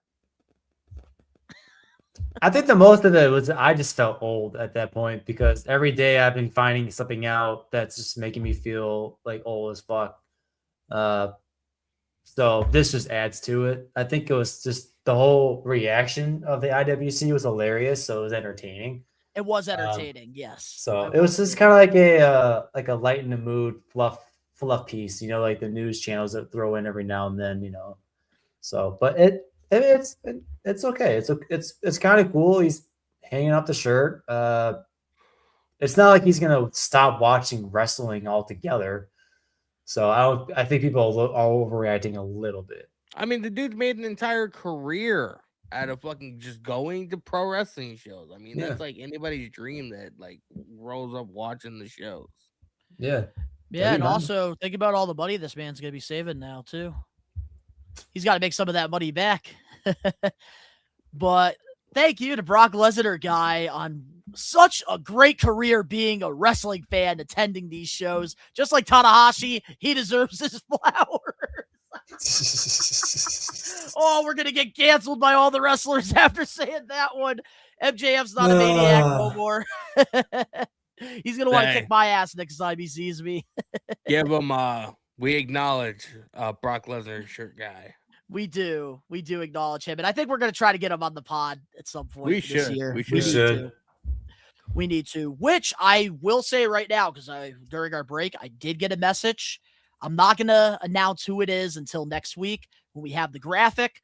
But for We Are Wrestling Podcast 200 live, we have a special guest that we're going to be interviewing that is a former WWE superstar. And it will be announced next week on the show. It's going to be fucking massive. So I cannot wait for you guys to get to see the graphic, get to see the news. We're going to make this into a big thing. And maybe we'll get 3 million views like this guy. And people will say, huh? What? Who's We Are Wrestling? What? Give us some exposure in 2026. Let's move on to our next We Are Wrestling Weekly News and Rumors. Getting back into the wrestlers now. Tommaso Ciampa might be leaving the WWE soon. According to Fightful, Tommaso Ciampa's contract is coming up, and he plans on finishing his time up with the WWE without a renewal. It's unclear if Ciampa chooses to not sign a new deal and is planning on going elsewhere, or is wanting to take some time off without a deal. What's our thoughts on Ciampa possibly leaving WWE? When I heard this news, I was kind of surprised about it, because it just seemed like him and Johnny Gargano were having such a great time, and like whenever you see like them like their travel vlogs on Johnny's YouTube channel, like they just always seem like they're having an absolute blast together. They're always going to the gym, and they're legitimately like they fly into the city together, they rent a car together, they travel to the arena together. You know what I mean? So like they just seem like they're having a blast. I mean, maybe he does have a child, he's married, maybe he wants to take some time off. A lot of people are suggesting maybe he wants to go to AEW, which I think will be the worst thing he could possibly do, because of the way AEW operates, the way a lot of their, and it's going to be a topic of discussion that we're going to be getting into a little bit, the way that a lot of the performers there work. Tommaso Ciampa already has a history of neck issues, so I don't know if they necessarily think that'll be the best environment, health-wise for him. I think he can help with that. I mean, bro, if Tony Khan won't even listen to the likes of Bryan Danielson or William Regal, like what makes you think he's okay? But that's Tony Khan. Tony Khan's not the one wearing elbow pads and knee pads. He's not the one taking bumps. You put Ciampa, he needs to be guys like Kyle Fletcher need to work with guys like Ciampa. That's why I don't think it's a bad idea whatsoever. I think if anything, that's great for the young guys at AEW because they actually could learn how to work. Yeah, tell that to Adam Cole that might be fucking have to retire because of fucking concussion issues. No pro wrestling company I have ever heard of has had more concussion related injuries than AEW. WWE had throughout the years. What are you talking about? Bro, AEW's only been around 6 years. They've already had, 4 or 5 guys out because of fucking concussion issues. Chris Benoit had so many concussions that he got CTE. Okay. And murdered his family. That was back in 2007. And they also... No, WWE's a lot more safer now with the concussion protocols, but just 2014... Just FYI, AEW wasn't around in 2007, so... That is true. But I don't know. I'm just saying, having Ciampa in there is definitely a lot safer than putting, I don't know. I don't think Ciampa being in that locker room is gonna make much of a difference as opposed to like how they work. That's just me personally. I don't even think Ciampa's going to AEW. I don't think so either. I think I think he'll go to TNA. I can see that. That would be a better decision for him and the company, I think. Because I can see Danny's point. Because with AEW, the booking is horrible, and then also there's a lot of injury turnover, I guess you can say. But he's not being utilized in WWE like he should. He's been tag team with Giant Gargano, and they haven't done really shit. The DIY theme still sucks, in my opinion, and he hasn't had a singles like movements in years. I think even before COVID, even. So I could look that up, or people can correct me on that too. But I think with him having his WWE contract expired, I wouldn't renew him. I wouldn't renew it if I was him. I think I would take my talent elsewhere because he is, in my opinion, world champion material. And the fact that like he hasn't been utilized as much, his last title was, besides the tag team champions a couple times, the NXT champion back in 2021 and 2022. And that was like for 112 days. Like, come on. What are we doing here? I would like to add to what you were saying too. Tommaso Ciampa is world championship material because the man was carrying the black and gold NXT brand when the ratings were at an all-time high. I'm guessing so the people, 2018. So the people out there that are saying, oh, Ciampa is just an NXT guy, you can't say that because when NXT was at its all-time high with ratings, Ciampa was the top villain in NXT. You can't say NXT guy when he hasn't gotten the main roster push to begin with. So I think realistically, Tommaso Ciampa is capable of being a top guy in TNA wrestling. And I do see that being a possibility because now TNA is going to have some more money to play around with. With the AMC deal, they need a big traction. And I feel like Ciampa going to AEW is just another former WWE guy signing. But going to TNA, it's going to actually have a purpose, a meaning behind it, because they don't really have somebody that can be in the front of the ship. They had Joe Hendry, but now he's moved on to WWE. Jordan Grace, she was running the Knockouts division. Now she's in WWE. They have Mike Santana, who they should have just never had. The man lost the championship right after he won it. So, like, they need somebody to steer the ship. And I think Ciampa, because he already did it in NXT Black and Gold, he could do it in TNA. But I also think that he's somebody that I feel like is content with what he's done in WWE, which is why I don't see him renewing. I think that he does have the indie itch because that is something that he was known for throughout his career. Why him and Johnny got signed to WWE in the first place, because they were out there busting their asses every weekend. Didn't matter if they're wrestling in front of 5 people. Didn't matter if they're wrestling in front of me, you, and Dan Eddy. They would still go out there and put on 5-star classics. He's only 40 years old, too. Like, he's still got time. He's still got maybe another 10 years, maybe. But I do see him. He also has a history of neck issues. He had like neck fusion surgery, and he was out of NXT for a while. Okay. That's the thing. Not have him wrestle as much. But that's the thing, though. He has accomplished. I feel like in his mind, he's okay with what he's done in his WWE run.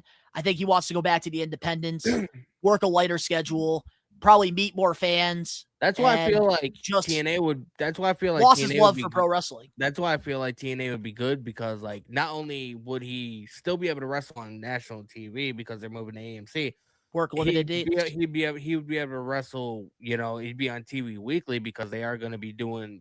Every single at Thursday, 8:00 or 9:00, there's going to be a TNA, but they're also it's not going to be live every week. So like. They'll do one live episode or whatever, and then they'll stay in that city for like the weekend. Limited dates. Television. There you go. It's less travel. Yeah.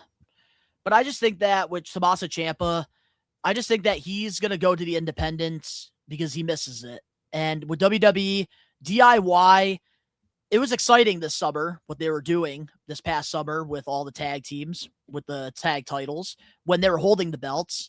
But they haven't really capitalized on it, and I think Ciampa just realizes they're not going to probably redo the me and Johnny storyline on the main roster. So what's the point in me staying if I'm just going to be a tag team guy? I've already won the belt. That's your ceiling. as a tag team guy, winning the tag team championships.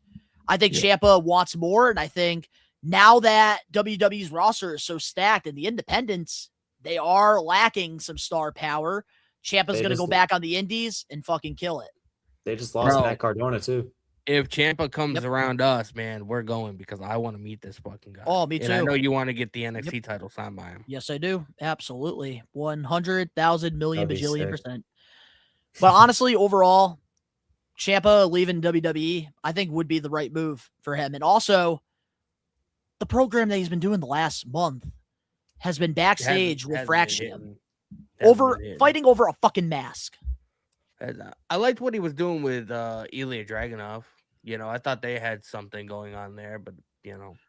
Ciampa deserves more. I agree with Dan Eddy on what he said there. He needs to go to TNA. World Championship material. Schedule. He'll still be able to be on TV, and it's the perfect match with TNA and NXT still having a partnership. He could possibly still make sporadic appearances. And if he's holding the World Championship too, it gives somebody a noticeable name. Danny, can you imagine fucking Tommaso Ciampa versus Mike Santana? What were you gonna say, Dan? I was gonna say, Danny, you said they had a good thing going with him and Ilya Dragunov, right? Yeah. I mean, they were going somewhere with it. Do you think Ciampa is world champion material? He was on NXT. The way he's been booked lately in WWE, no. I do kind of feel like his ceiling was a big card title like the US or the Intercontinental. Okay. That match that he had with Ilya Dragunov for that US title, do you think that was more of Ilya Dragunov carrying the match, or that was a great match in general between the two of them? I think it was a great match between the two of them. Like, Tommaso Ciampa's a fucking great performer. I do too. It takes two to dance. Yeah. I think that was probably his swan song in WWE with that match. And the TNA aspect couldn't come any sooner. It just makes the perfect sense. Yeah. But let's move on now to our last We Are Wrestling weekly news and rumors. And that is, we got some WWE NXT free agency news. Javon Evans is officially on the Raw brand, and Trick Williams is now officially on the SmackDown brand. Jordan Grace was on SmackDown this past Friday. Obafemi just put the championship down at the end of NXT, which means the title's probably going to be vacant. What's our thoughts on this so far? How do you guys want to do this? Do we talk about we go one by one, or what do we do here? I'm going to let you guys make the decision. I mean, we could talk about like, the newest news, which was obviously happened last night in NXT. I was, the one time I decided to go live and cover NXT, we have a great match between Obafemi and Leon Slater, which I definitely recommend you go and watch that match. And then at the end of the night, Ava is backstage talking to a lot of like Evolve and NXT stars, and Robert Stone burst in the room. Did you see what Oba did? Did you see what Oba did? And Nate was like, what did he do? And then you just get to a shot of the title being in the ring, with a spotlight. The entire arena is black. I knew they were going to do that. And off in the distance, you see Tony D, man. Tony D'Angelo. It looks like he is going to be throwing his name in the hat to potentially be new NXT champion. And this pretty much solidifies that. We've been seeing it on TV the last couple of weeks on Raw and SmackDown, man. They've been hyping up Obafemi, getting him, getting the audience more familiar with him. They've been playing vignettes and stuff like that. Obafemi is 100% coming to the main roster. I hope it's on SmackDown and not Monday Night Raw. SmackDown needs people like him, especially when they're 3 hours. But here's the thing. When do you guys think we see him on TV? I think it won't be this Friday. It's going to be next Friday. It's going to be a slow build-up unless they want to wait until the Rumble. That's what I was thinking. Wait until the Rumble. But I agree with Angelo here. One of the coolest ways to relinquish it. I would not have him on. I would not have him debut unless you have a fucking plan. We do not need this guy, a guy like this, to just debut and just random ass fucking segments. Like, have a fucking plan for him. You're hyping him up this much. Don't have him show up until you have a plan. So to interact with the live chat here, let us know in the live chat, when do you think Obafemi is going to debut on the main roster? How's Let the us NXT know. Championship already vacant? Because Obafemi retained it last night against Leon Slater, and then he just left it in the middle of the ring, solidifying that he's going to the main roster, so that he's no longer champion. He's off to Riding bigger off in and the better sunset. things. And I don't know what they're going to be doing with the NXT title, but you saw Tony D'Angelo, which makes me think he's potentially going to be the next champion that we see. Mm-hmm. What's your thoughts, Dan Eddy, on Obafemi with the way they did this? I think what do you expect from him? The creative board realizes that he is super Oba, and I mean, he could probably debut as early as next week's SmackDown and help Cody maintain the title because Drew interfered with his. Oh yeah. Shit. It's so weird. I know we're live on one. We've been Wow. doing pre-tapes the last couple weeks. I'm thinking of the chili that I'm about to consume after we get off here, but it's cooking in the crock pot right now. I think as soon as this Friday an interview with the Drew and Cody match, because Drew, if you guys don't remember, interviewed with his match with Cody on the Saturday night's main event. Yeah. Pipeline dream maybe, or maybe it's a small over segment, but I think the Royal Rumble would be a great way to just throw him in there, and they know what he has. It's not like throw him in the deep end and see what he's got. He is proven that he can swim. To take the words out of the best one Donnie here.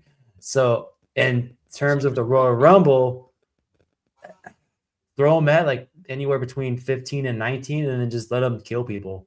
Not literally, but let him just throw clean him house. Yep. Have a lot of eliminations. I want 10 eliminations. Here's an early prediction. Obafemi's opponent for WrestleMania is gonna be having a face-off with him in the Rumble match. I think it might be him and Drew.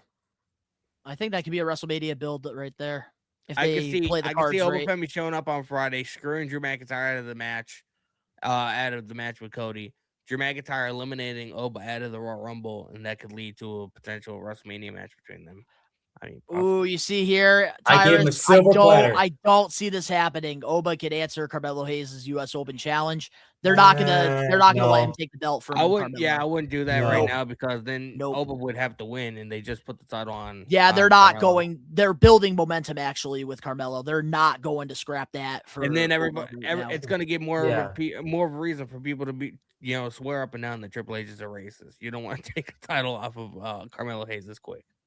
Yeah. But I do think that realistically the direction is going to be Drew McIntyre probably, just because we saw what happened at Saturday Night Main Event.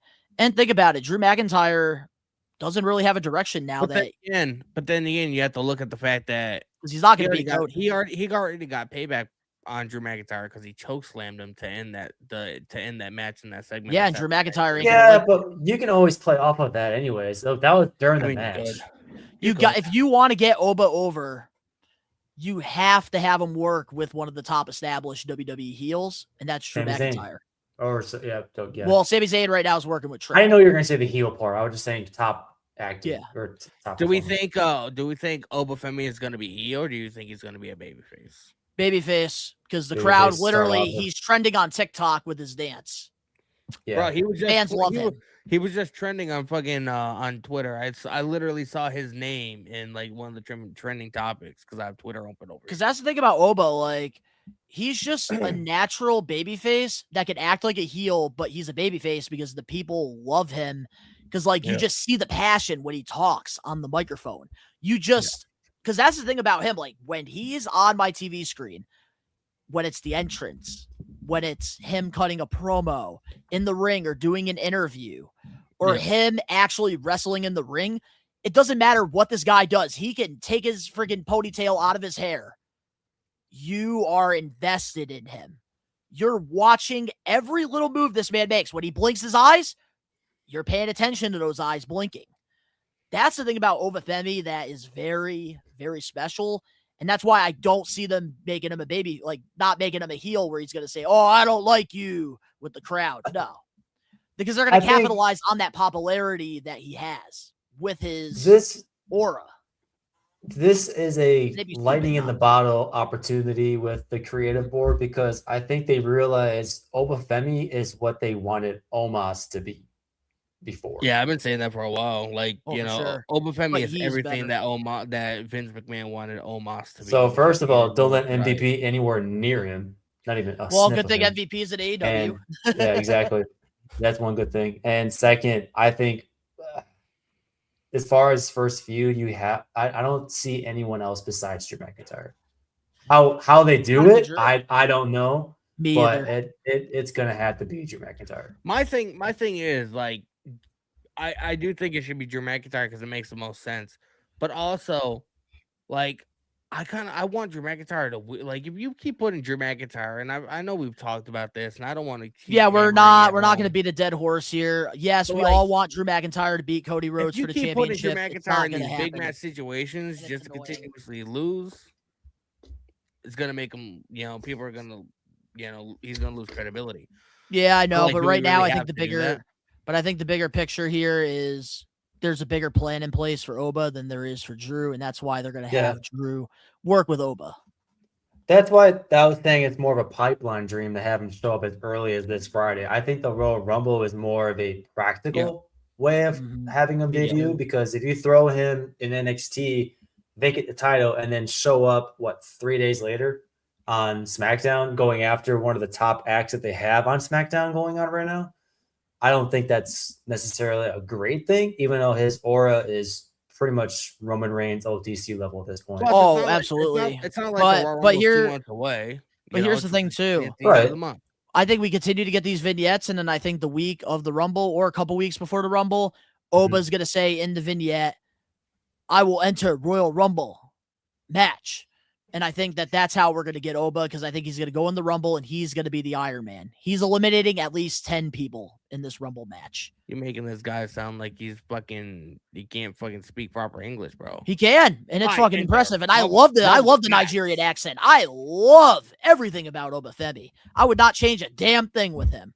Dude, but so cool. We still have 3 more people to talk about. Obafemi, the sky is the limit. But now I would love to transition over to Jordan Grace, who showed up on SmackDown, teasing a little program there with Jade Cargill. I feel I like how you looked at me right away as you said that. I saw you. I feel like I kind of feel like Jordan Grace is. I don't know how you guys feel about it. You guys definitely might disagree with me, and that's fine. I feel like her transition from TNA to NXT has been a massive letdown. Like, she's not the big star that I assumed she was going to be, and primarily that is because of WWE creative. Agree.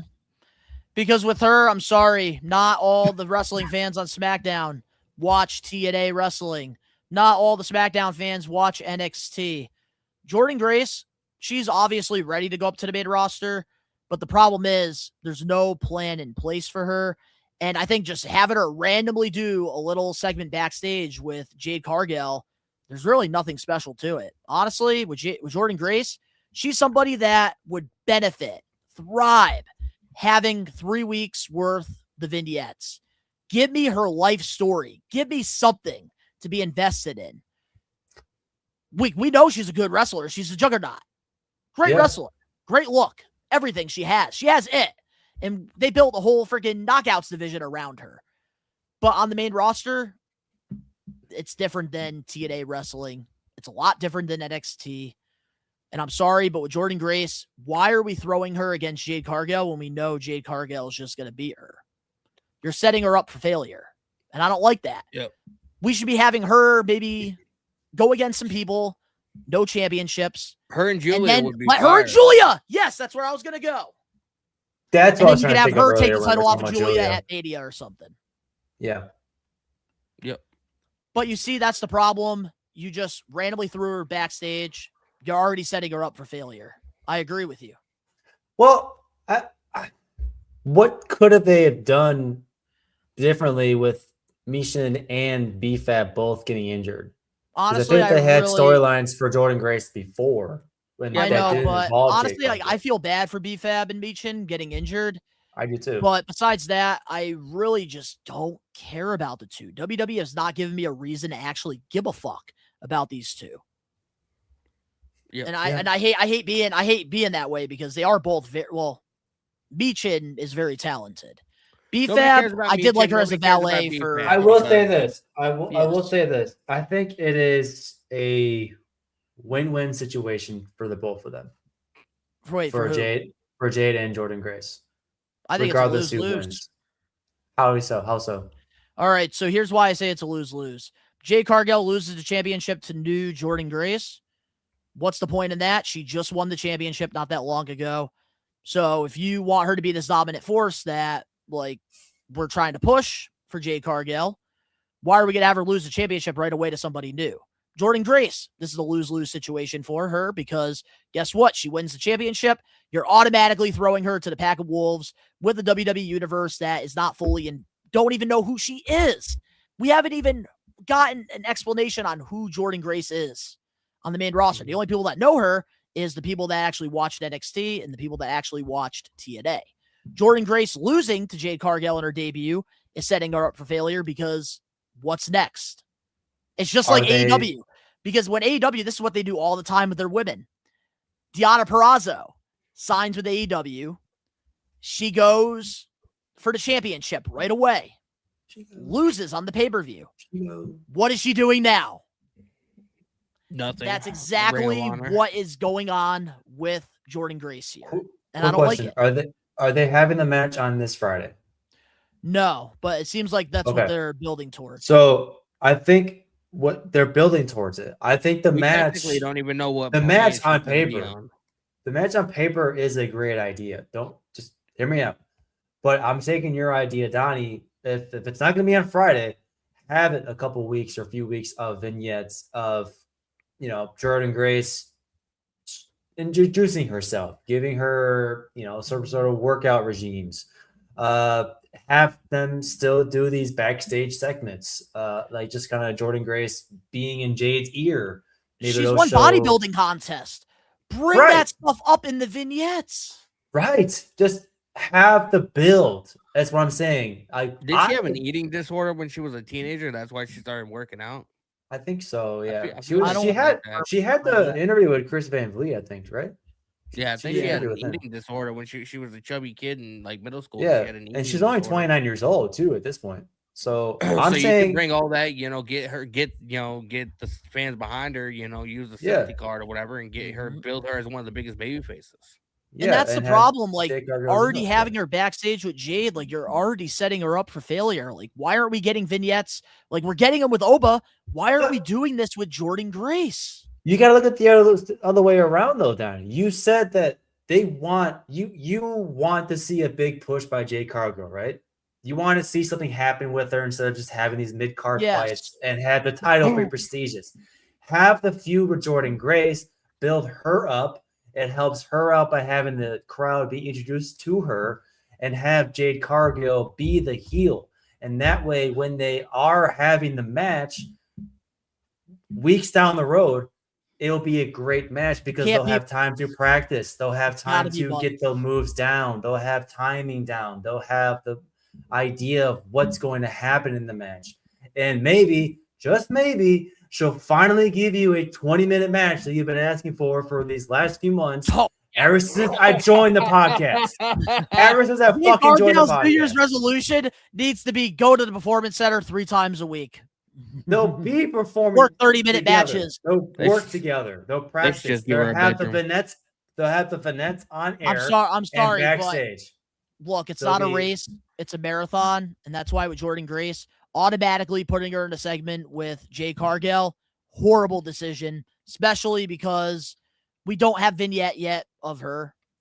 We don't even know who Jordan Grace is, and I'm looking at it from a casual standpoint. And I think I'm going to start doing that going into 2026. I understand that. I'm looking at that way too, because you want to be entertained. You want to know who these people are. A lot of times, like right now, there's always NXT call-ups that people are just finding out who these people are. So they don't want her to get like pushed aside. They see something in her. But what I'm saying is they need to do something with her. And I'm taking your idea of using the vignettes. They do, but they got to have Jordan work. These backstage segments need to keep happening. Oh, they do, but we need to get a life story behind her. But let's move on exactly. to the third free agent who showed up on SmackDown last Friday, and this was your highlight of the week, Dan Eddy. Trick Williams. Tricky. Perfect transition. Perfect transition from NXT to the main roster. Absolutely perfect. Wouldn't change a thing. I knew Trick Williams from the start, seeing him in NXT. From the start, he was going to be a natural fit on the main roster because he fits that. I like it. Trick Williams is going to be very, very successful on the main roster. I'm telling you that right now. And that's all I'm going to say about that. I'm going to go first because this was my highlight of the week because the promo itself, it was very plain. It was him introducing himself, him like, this is my time now, like you are old news sort of way. And Sami Zayn just stood there and took it like a little bitch. And they're like, oh, we'll see you around. And that is the beginning to what they have in store for Trick Williams. I'm excited because what you said, Donnie, Sami Zayn is one of the best people that they can have him work with to get him known, to get him ready to throw him in the deep end and see if he can swim. Yes, and he's going to fucking swim because he has those tricks. He whoops those tricks. Whoop that trick. Dude. Tricks are for kids. I've been excited with this guy for What's up, Eric? years. Well, actually, yeah. No. But I love it. This is the teacher-student thing. I love this because Sami Zayn says you need to be humbled. And I love that. Yeah. Because it's going to add, like, this is a win. This is a win-win for Trick Williams regardless. Because we're going to get some character development now. It wasn't so much to the exact blueprint because before the segment, we didn't know who John Cena was, as well as we know who Trick Williams is now and he was coming up. But it was sort of the same idea of Sami Zayn saying that he was going for the WWE title, but then he gets thrown this wrench saying, oh, Trick Williams is in your way now. I got to take care of him first. And Sami Zayn was, in a way, kind of asking, who is next in my way of getting the WWE title? Hey, Rage! Rage! We love you, buddy. We miss you. We'll see you first week of February. Sexy ass Asian. But yeah, Trick Williams, that was a perfect fucking transition. Out of the four, so far, Trick Williams had the best. I was watching it, and when those horns started going off, I scared my dogs. I was so excited. Man, I really enjoyed it. And then, like, his promo, like, with the little rhymes and stuff, like, the crowd loved it. Because Trick Williams was not, it didn't feel like he was just, like, talking as a robot. He wasn't, like, on a script. Like, he was just being himself, and that's what the crowd loves, is when you're being authentic, when you're being yourself.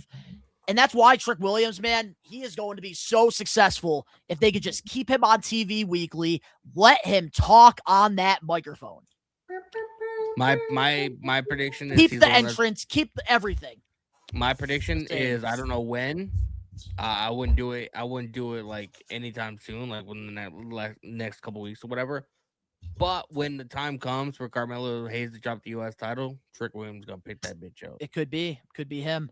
I will say this, and this might be like talking a little bit too much into the future because we have seen a lot of young, promising guys tarnish their careers before it even happens. And I hope that doesn't happen to anybody that's talented, especially Trick Williams, who I think could be on the level of a Braun Breaker, Obafemi the next 5 to 10 years. And that's why I'm saying the next probably 2 to 3 years, Trick Williams will be a world champion in the WWE.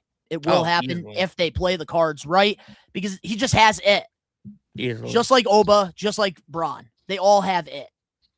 We should put a bet on who gets it first.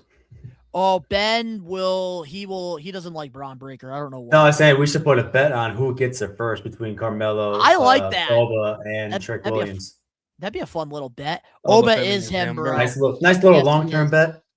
Yes, he is. But now, because obviously we still have a getting put over and a main event topic, let's talk about the last free agent here, and that is the new member of the Monday Night Raw roster, Javon Evans. Let's get bouncy, baby!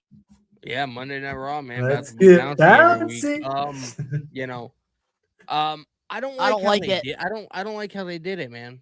I don't mind the fact that he's on Raw because you can't have everybody be on SmackDown. You know, you gotta put some people on Raw to Oh, sort we're of gonna even get it there, out. Angelo. But like, you know, this guy's everywhere. This guy's worked TNA. This guy's worked NXT. This guy's worked AAA. This guy's worked SmackDown. This guy's worked Raw. And you've been hyping him up for months about possibly, you know, joining the main roster. He had a great tag team match with Leon Slater against AJ and Dragon Lee.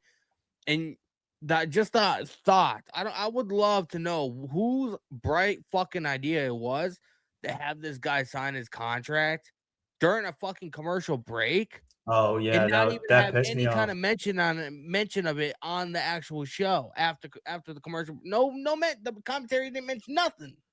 Like it never happened. I had to sit through 7 fucking ads.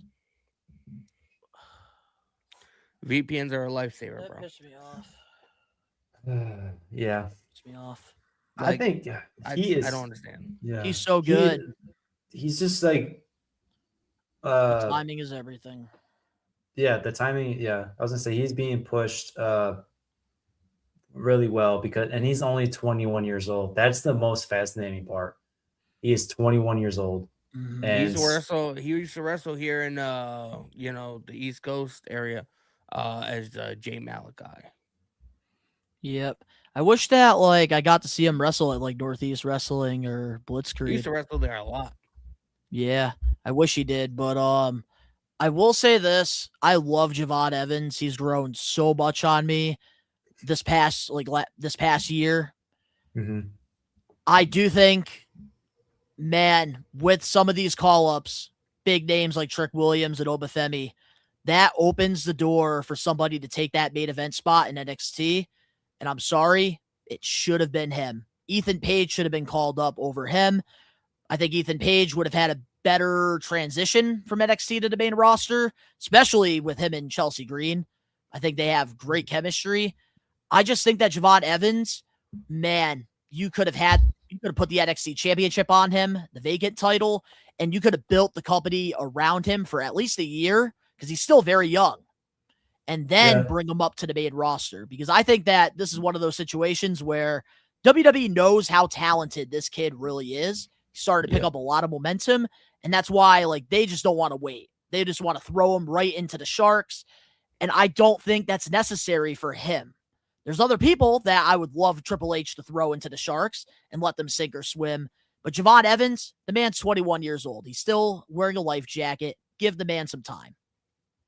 Yeah. And I think they should have built NXT around him to see if, okay, can this guy actually carry a brand? That would have given him extra years of experience.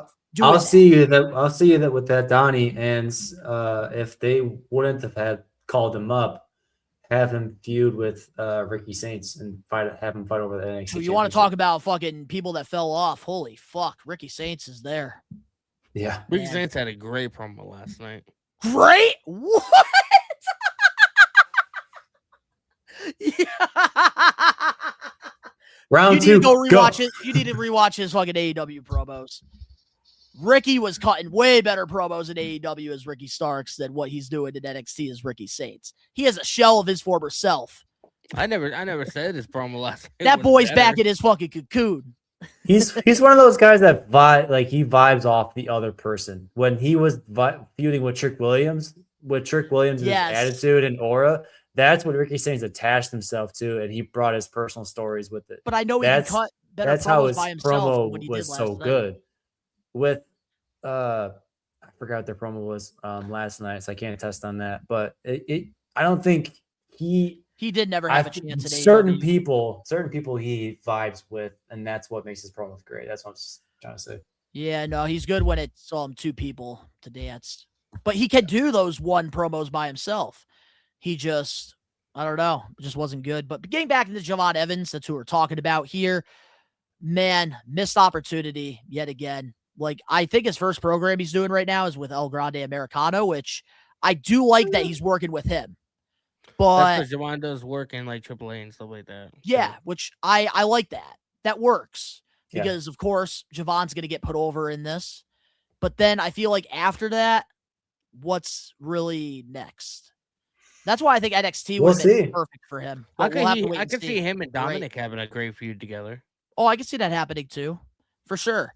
I don't know. The way they brought him up, like on a random fucking commercial, just missed opportunity.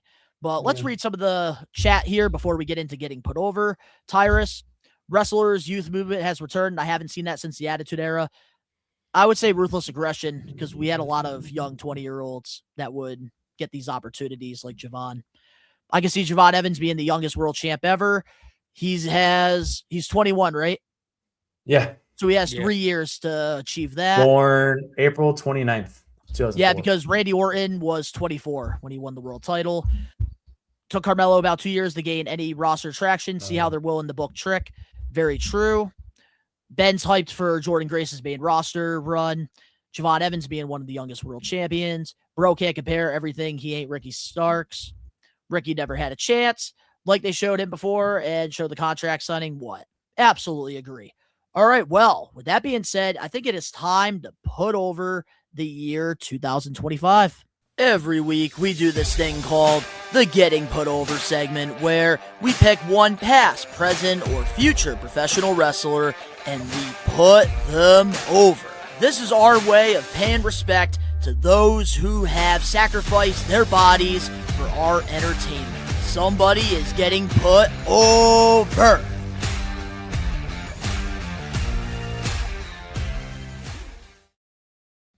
Oh, yeah, it is time to put somebody over. Well, something over, and that is the year 2025. Yep. For the Getting Put Over. What better way to start the new year off than putting over last year and all the things that we got to see in professional wrestling, which, of course, there's no accolades for 2025 because it is not a person. So let's start off with our favorite title run of 2025. So weird saying like not a person because I'm so used to saying like favorite title run of this wrestling. Yeah, exactly. I gotta go with Dominic's IC title run. I like, I feel like Dominic was one of the highlights all year long. Even when the shows were miserable, like whenever he was on whenever he had a program, and he worked AAA as well. Like he did a lot of stuff. So like it seems like over year they give him more to do. And he's just definitely one of my highlights. Dominic is fucking amazing. Over exceeding his expectations every year. Goes above and beyond. Working for that raise, baby. I had to go with that too. I think there's just not a better title run than what he's doing right now with the IC title. And it's not even a world championship title yet. So imagine if he had the world heavyweight title or the WWE Undisputed Championship title. That'd be something to look forward to. Oh, for sure. So I wanted to go with a different answer because, of course, Dirty Dom, one of the best title runs. And I kind of wanted to give it to a woman wrestler. And one of my favorites from 2025, Lyra Valkyria's Intercontinental Championship run. The first IC Women's Champion. I just really enjoyed her run. She put on great title defenses, and they had to ruin it by giving it to Becky Hogan, big time Bex. But besides that, I really enjoyed her run because she was working with a lot of mid-card talent, making the championship prestigious. She was a great babyface and had some good matches with some good heels. Yep. Big fan of hers. Favorite match of 2025? I mean, no competition here. Cena versus AJ from Perth. This was we've talked about it, and we talked about it so much that I don't even really need to say anything. I don't even think you need to say anything else. It was a love letter to pro wrestling. It was. It was a complete fan service for the IWC. And we have talked about it before, so that's why I didn't want to go with it. I went with a match that I mentioned about earlier, if you guys were listening earlier, that probably is the reason why all these people are being called up now. And I thoroughly enjoyed watching it and then rewatching it after I was doing this segment here, homework. Oba Femi versus Javon Evans versus Trick Williams for the NXT Championship at NXT Stand and Deliver this year, back in whatever April 19th.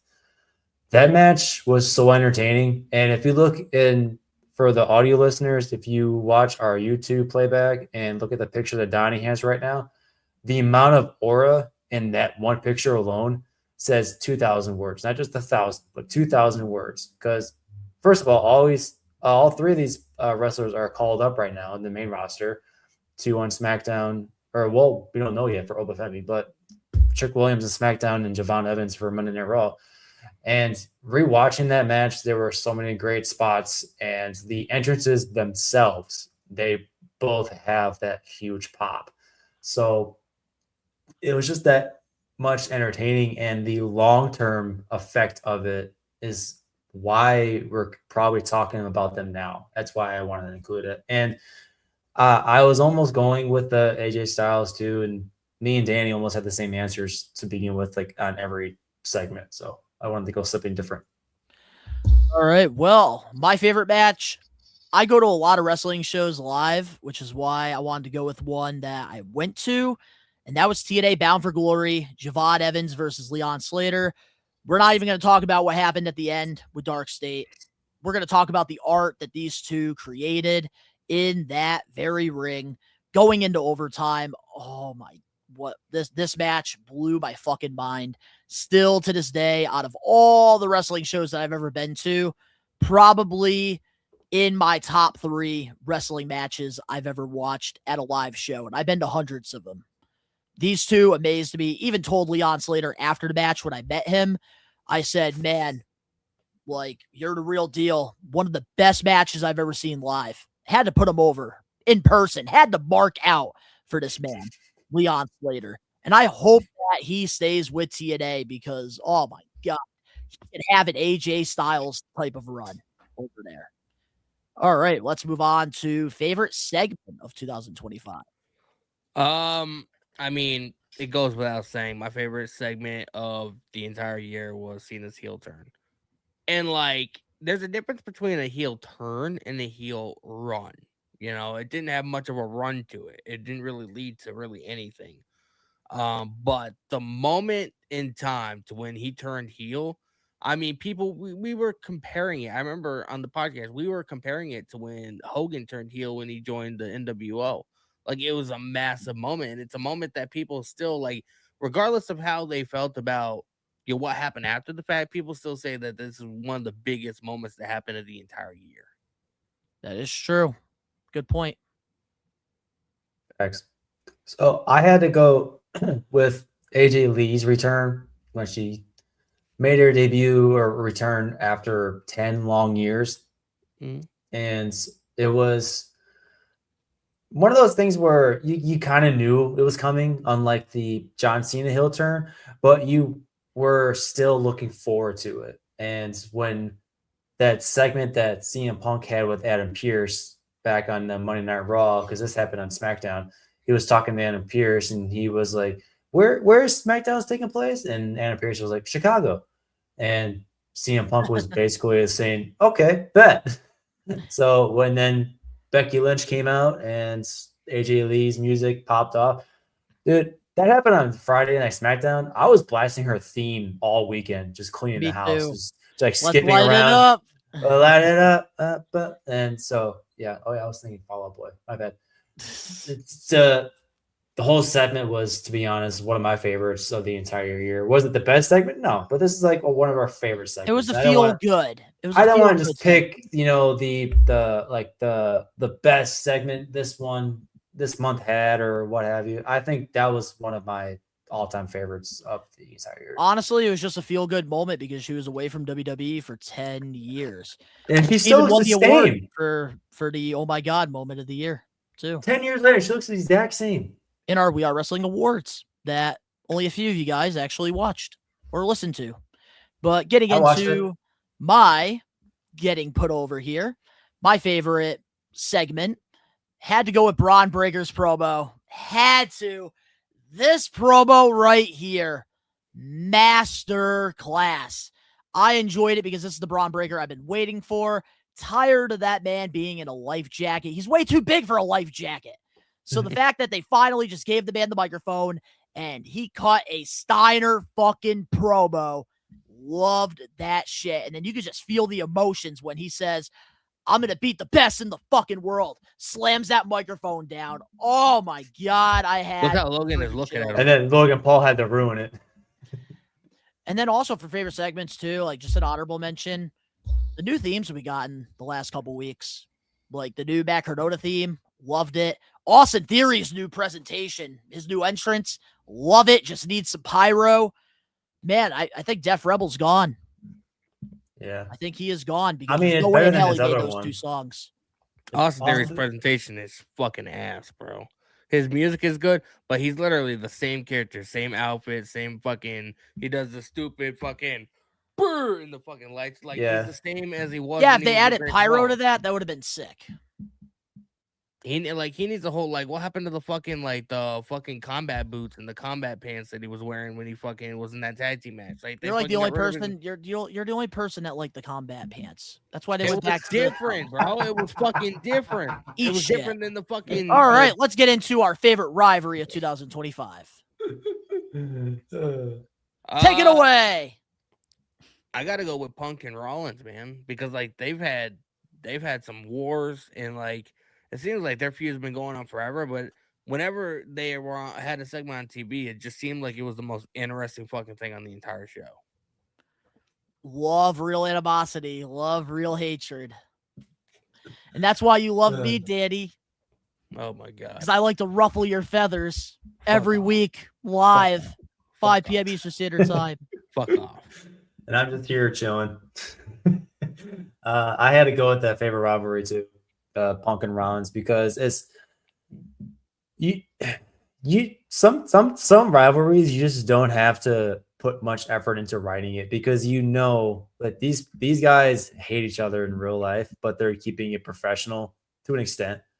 And the kayfabe is basically gone, and people are still biting at their chops, like licking their chops for it. So the CM Punk title reign, current title reign is interesting because it still ties with Seth Rollins. When we're talking about the history, Seth Rollins has said time and time again, as long as I'm around, you're never going to hold a world heavyweight title. Yep. The only reason that CM Punk has a title is because Seth Rollins had to vacate it because he got injured.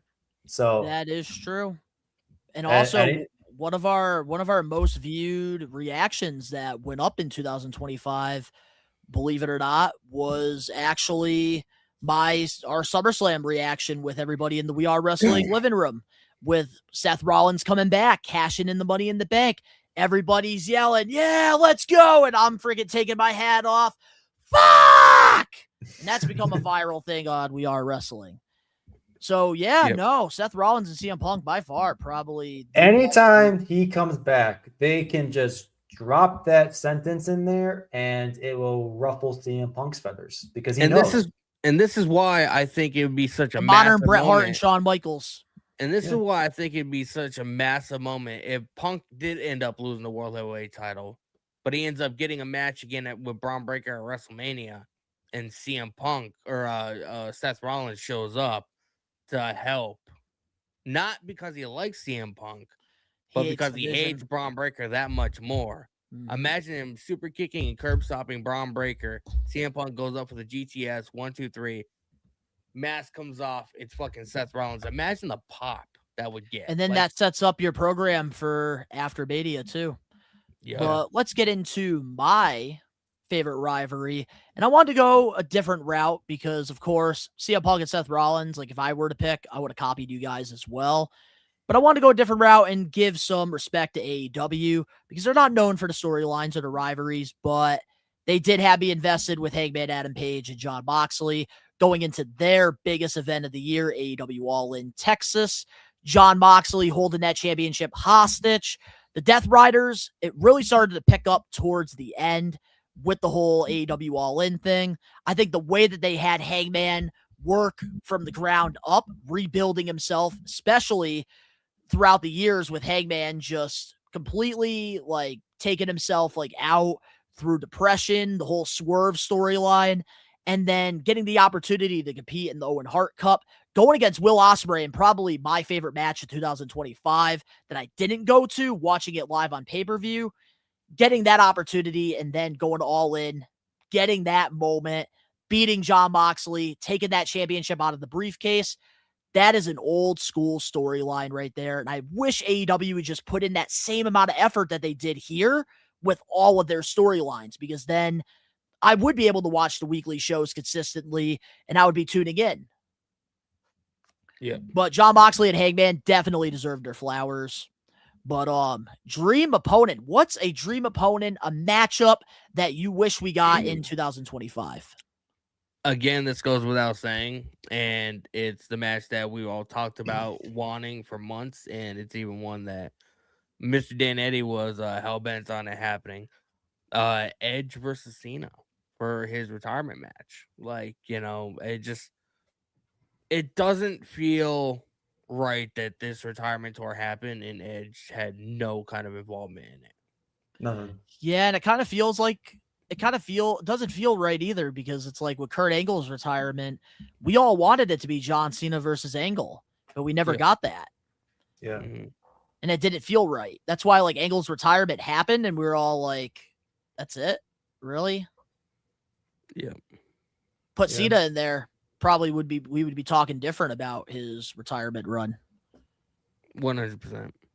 Yeah, I'm still upset about it, but I've gotten better. I went with Penta versus Cena. They never had a match together. Penta wasn't progressing into the tournament, and I think he got hurt during the tournament, I believe. Was that when his injury occurred? Yep. Shoulder injury. So, yeah, and he had to be taken off. He just returned, so that's awesome. But we never got a match with Penta and John Cena. I think that match would have been fire. My close second would have been LA Knight, but I've pounded on that table for that one before throughout the podcast. So I went with Penta just because he's one of my favorite wrestlers at this point. Angela loves that pick, Dan. Hell loves yeah. that pick. Thank you, Well, Angela. my dream opponent, and of course I had to go to John Cena route because of the farewell tour, because we all were fantasy booking this tour, and there were so many matches that we wish we got. And I love the Penta mention. I love the Edge mention because, of course, like we've gotten that match before, but it just didn't feel right that we didn't get it during the farewell. So I'm going with a dream match here, and that is the match that I'm never going to get. Two of my goats, John Cena versus MJF. I knew you were going to do that. I almost put MJF. Just to piss you off. I almost put MJF, and I was waiting for the text. Like, you fucker. Everybody should know my answer. Everybody knows. There's no way not one person was not surprised by this. Like, come on. No, MJF's my favorite guy. My favorite AEW guy. John Cena's always been my favorite WWE guy. Like, come on. That's the dream. Yeah. And I'll never get to see it. But at least we got this picture that I can look at every night before I go to bed. Are you gonna be okay? He has his picture printed out and it's above his it's like that. It's like that Spider-Man meme with like the picture. Or the Wolverine meme when he's Wolverine. That's who I was thinking of. I'm not good with DC and Marvel stuff. I was trying, all right. I was trying for those nerds. But our what if scenario for the year 2025. What if? So I had one that originally that involved Dominic Mysterio, but I am gonna be switching hands. And my final what if is, what if it was Cody that turned heel? Like, what would the landscape be like in WWE? You know, if that happened instead of Cena. You know what I mean? Like, would we because one of the main complaints everybody seems to be bitching about this retirement tour is like the heel run and how they didn't really know which direction to go with it. The Rock, sort of like took himself out of the equation. Like, it just went downhill. He had a horrible match at WrestleMania. But like, if he never went heel and it was just like a straightforward, babyface run for his final run in WWE, would it really be looked at as one of the worst retirement tours in WWE history? Tyrus in the live chat. Donnie should be hugging MJF and Cena figures to sleep sound tonight. He does. I already do, Tyrus. Why are you telling him my secrets, man? He has stuffed plushies. He I don't want the 46 like, people that are here with us live right now to know this. Come on. He has stuffed plushies, and they kick Meadow off the bed. Meadow has to sleep on the chair on the couch, and he has to sleep with his plushies. Man, he has to cuddle them. Nope, I got my wrestling figures. Well, I could always have that dream match in the We Are Wrestling Fig Fed arena that I have. Yeah. Follow me on my toy Instagram page at Best One Toys. All right, what's your what if, Dad? I think how he used Danny's moment as a plug-in for your channel. I have to, man. Danny's a little shit. So I had to go somewhere different because you, I feel like there were probably at least 50 what ifs for the entire year, and I'm lowballing the fuck out of it. And I had to go with somebody who hasn't been in the news lately. We haven't talked about him in a while, and somebody that could have, speaking of shaping the landscape of this entire year. And what would happen if Kevin Owens never got injured? What if Kevin Owens never got injured and faced Randy Orton at WrestleMania 41? What would the kind of main roster look like at this point? Would he have been in Cena's farewell tournament at all? Instead of oh yes, Rusev, maybe just the first person I thought of. What if he was in there as well? I feel like there were multiple kind of ways or opportunities for him to be involved in the storytelling or creative this entire year, because he has feuds with everybody who is getting the most TV time this time of year. Drew McIntyre, he could be in. Hell, this match that Cody and Drew McIntyre are having right now this Friday, it could be a triple threat. Who knows for Kevin Owens for the title? Kevin Owens in 2025, he worked with Cody. Worked with Sammy, and he was going after that title. And honestly, I think that we would have maybe gotten a different scenario at Saturday Night Main Event or one of the PLEs, and maybe it wouldn't have been Drew versus Cody. I think Kevin Owens, they would have given him the championship for real. I think so too. It's sort of like how everything changed once Roman Reigns got COVID back in the day, because they had to change pretty much everything. They had to scrap it all. It's kind of like that Sheldon from the Big Bang Theory GIF when he's throwing up all the papers. Kevin Owens, man, that's a big what if though, because then we would never got the Joe Hendry thing at WrestleMania either. I don't think Kevin Owens is going to be returning this year. If I had to guess, I don't think so either. I hope so. Surgery not that long ago. I hope he does too. Maybe I don't know, just show up and make the IWC happy. Well, I will say I do miss Kevin Owens. I don't know if you guys know this, but it has been confirmed that LFG season 3, Kevin Owens will be a coach on that season. Let's fucking go. So I'm excited, and I actually really, really hope that they actually do keep Bubba on the show. I don't know yet. I think they're actually filming it right now. Yeah. But man, I hope that they have Bubba on there with Owens, because I feel like them two are just gonna clash. And I'm all for it. So one of the themes of this podcast was give people flowers, and I wanted to put the shine or the spotlight on Kevin Owens, because he was one of the forgotten things that happened last year. It's always John Cena's retirement tour, the whole Cody and Drew feud, the Wyatt 6 tag team champions even. And I think Kevin Owens needs to be mentioned in the year 2025. I agree. I love this answer when you sent it to me. But now getting into my what if scenario for 2025, I had to go with what if Karrion Kross and Scarlett actually re-signed with the WWE? What could have been? Wow, this picture is so blurry of Karrion Kross and Scarlett. It's not doing Scarlett justice, but go ahead. It's like the Instagram filters these days. Yeah. But yeah, with Karrion Kross and Scarlett, that's my biggest what if, because man, Karrion was getting over with the crowd in 2025. And I just don't understand why WWE never capitalized on this population. And it really all came down to WWE not wanting to sign Scarlett, which is why Karrion never left WWE in the first place, because they offered him a contract, but they never offered her. So seeing that, like, they didn't see value in her, he felt like, okay, they don't really see value in the Karrion Kross character, the entire presentation itself. And this is one of those biggest what ifs that I'm going to be asking myself, why? For the next forever lifetime as I'm living here breathing. Because this is one that I just generally don't understand. Because in the business, like, that's your goal, is to get over with the fans, with the crowd.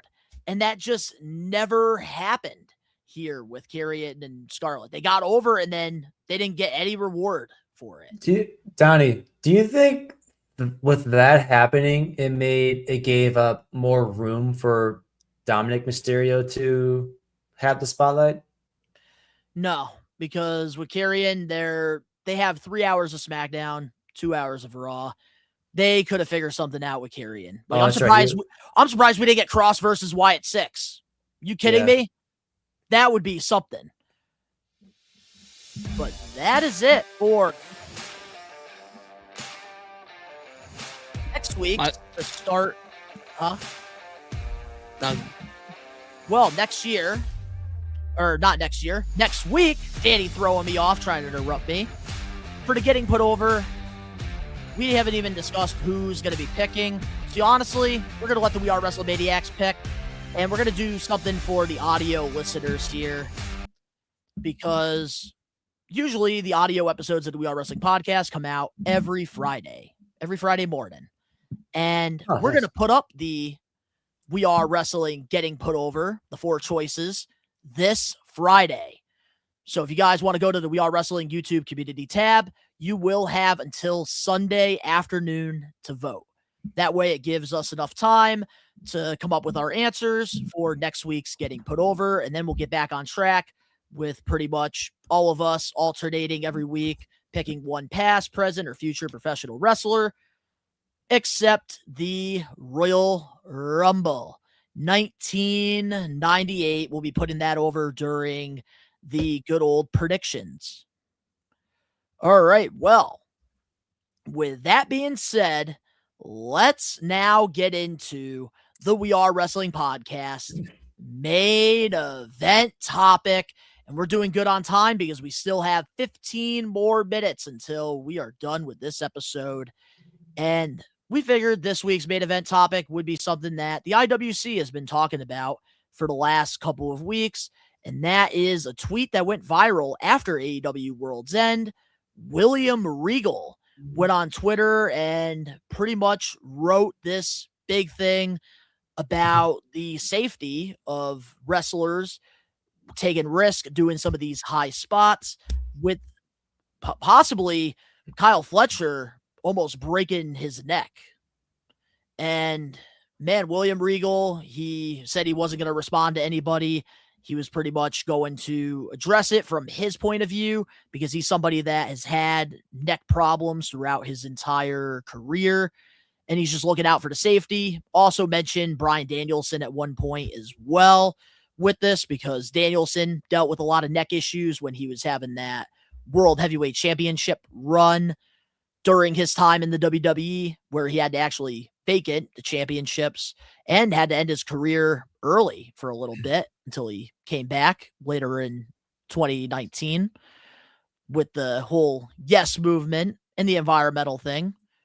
Yeah. But yeah, William Regal definitely had some words that spread throughout the IWC. A lot of wrestlers actually agreed with William Regal and what he was talking about when it comes to like the safety of these athletes.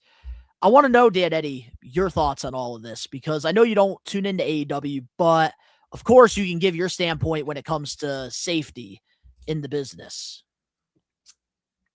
I think, and how you feel about Williams' point of view. Sorry, I had a cough. I think with the whole thing, it's one thing to to call it out and just kind of have people keep an eye on the safety. But it's one thing, another thing to call out the company as well.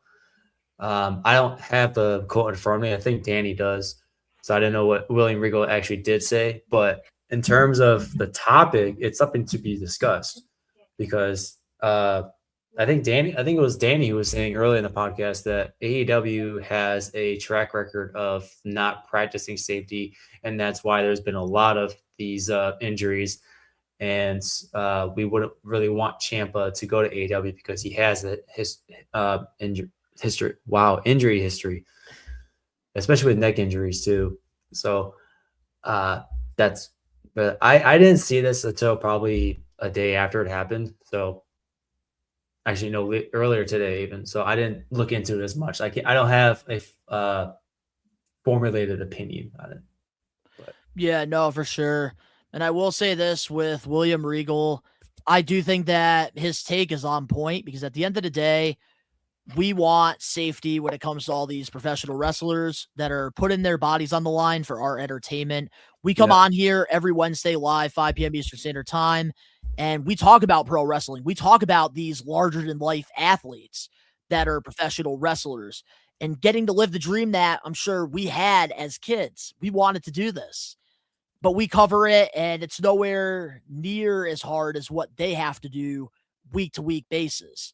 So I think William Regal's on point, and I think especially a veteran like him who has had big injuries with his neck, had addiction problems with drugs and painkillers. So to share his knowledge and awareness, I think is very important. And if I'm somebody that's a young upcoming wrestler or somebody that's currently in the business right now, that's taken years off of their career because they are doing high spots just for a holy shit chant, I think I would reevaluate what I'm doing in my career because at the end of the day, one angle off, you could be paralyzed. And we've seen this in the business where a lot of people have had to end their career short due to a botch or a mistake.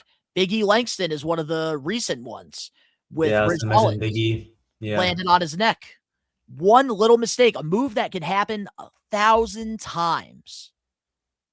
And Braun Breaker did it just this past Monday. Yeah, exactly. Braun Breaker had a very scary incident this past He was Monday. trying to do the Frankensteiner. That was the hot.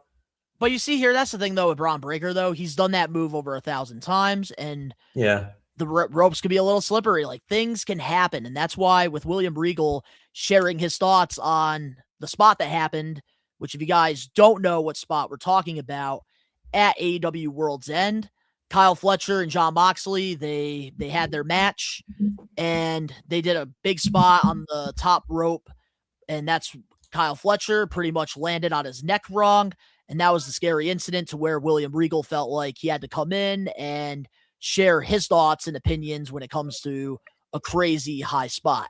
Mistakes happen, obviously, in the business. You could do moves 1,000 times. It happens, but with William Regal, what he's trying to do here is spread awareness to the younger wrestlers because he doesn't want them to wake up every day in pain like he has to deal with. And I think that there's nothing wrong with it at all. And like I was saying when you were gone, Danny, if I'm a young wrestler, doesn't matter if you're up and coming, if you're making millions of dollars right now doing this, I would be taking advice from these people that have sacrificed years in the business doing what they do, especially William Regal, somebody who has had painkiller addiction, somebody who has had neck injuries, somebody who has scratched and clawed for 20 plus years in the business. Yeah, it just seems like it's strong style. It just seems like it's a continuous thing. And by the way, sorry for the sudden absence. There's a kitten outside. Me and the wife are trying to get it to bring it inside out of the cold. But like, it just seems like a continuous thing with AEW, like how many matches on TV Weekly do we see somebody get dropped on their head? Like we had that scary incident with Kyle Fletcher powerbombing Adam Cole on the ring apron, and that was a big thing or whatever. It just seems not like a good example. It just seems like it continuously happens, man. Not a good example because Kevin Owens has done that pop-up powerbomb thousands of times on people with the apron.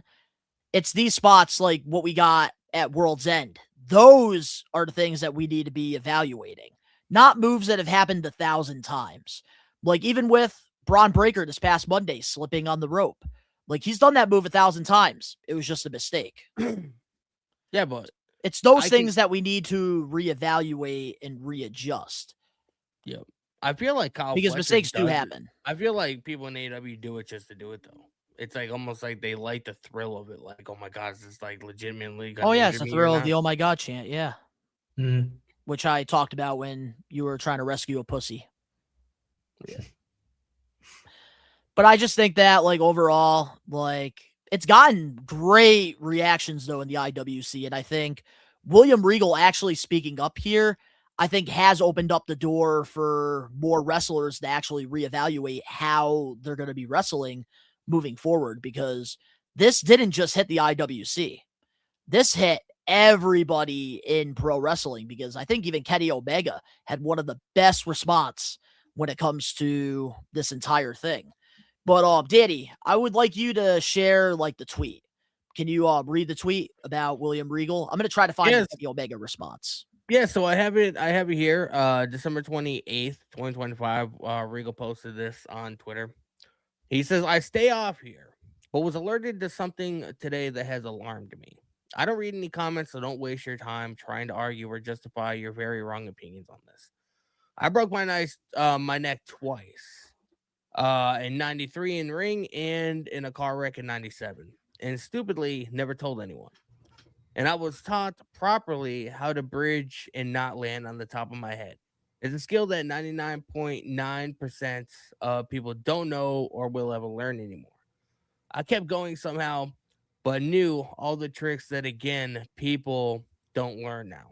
And watch film and just copy. After Misawa-san passed from his neck problems, I thought it would stop this nonsense, but it's got worse. And whenever I talk to people about them doing it, it doesn't hurt.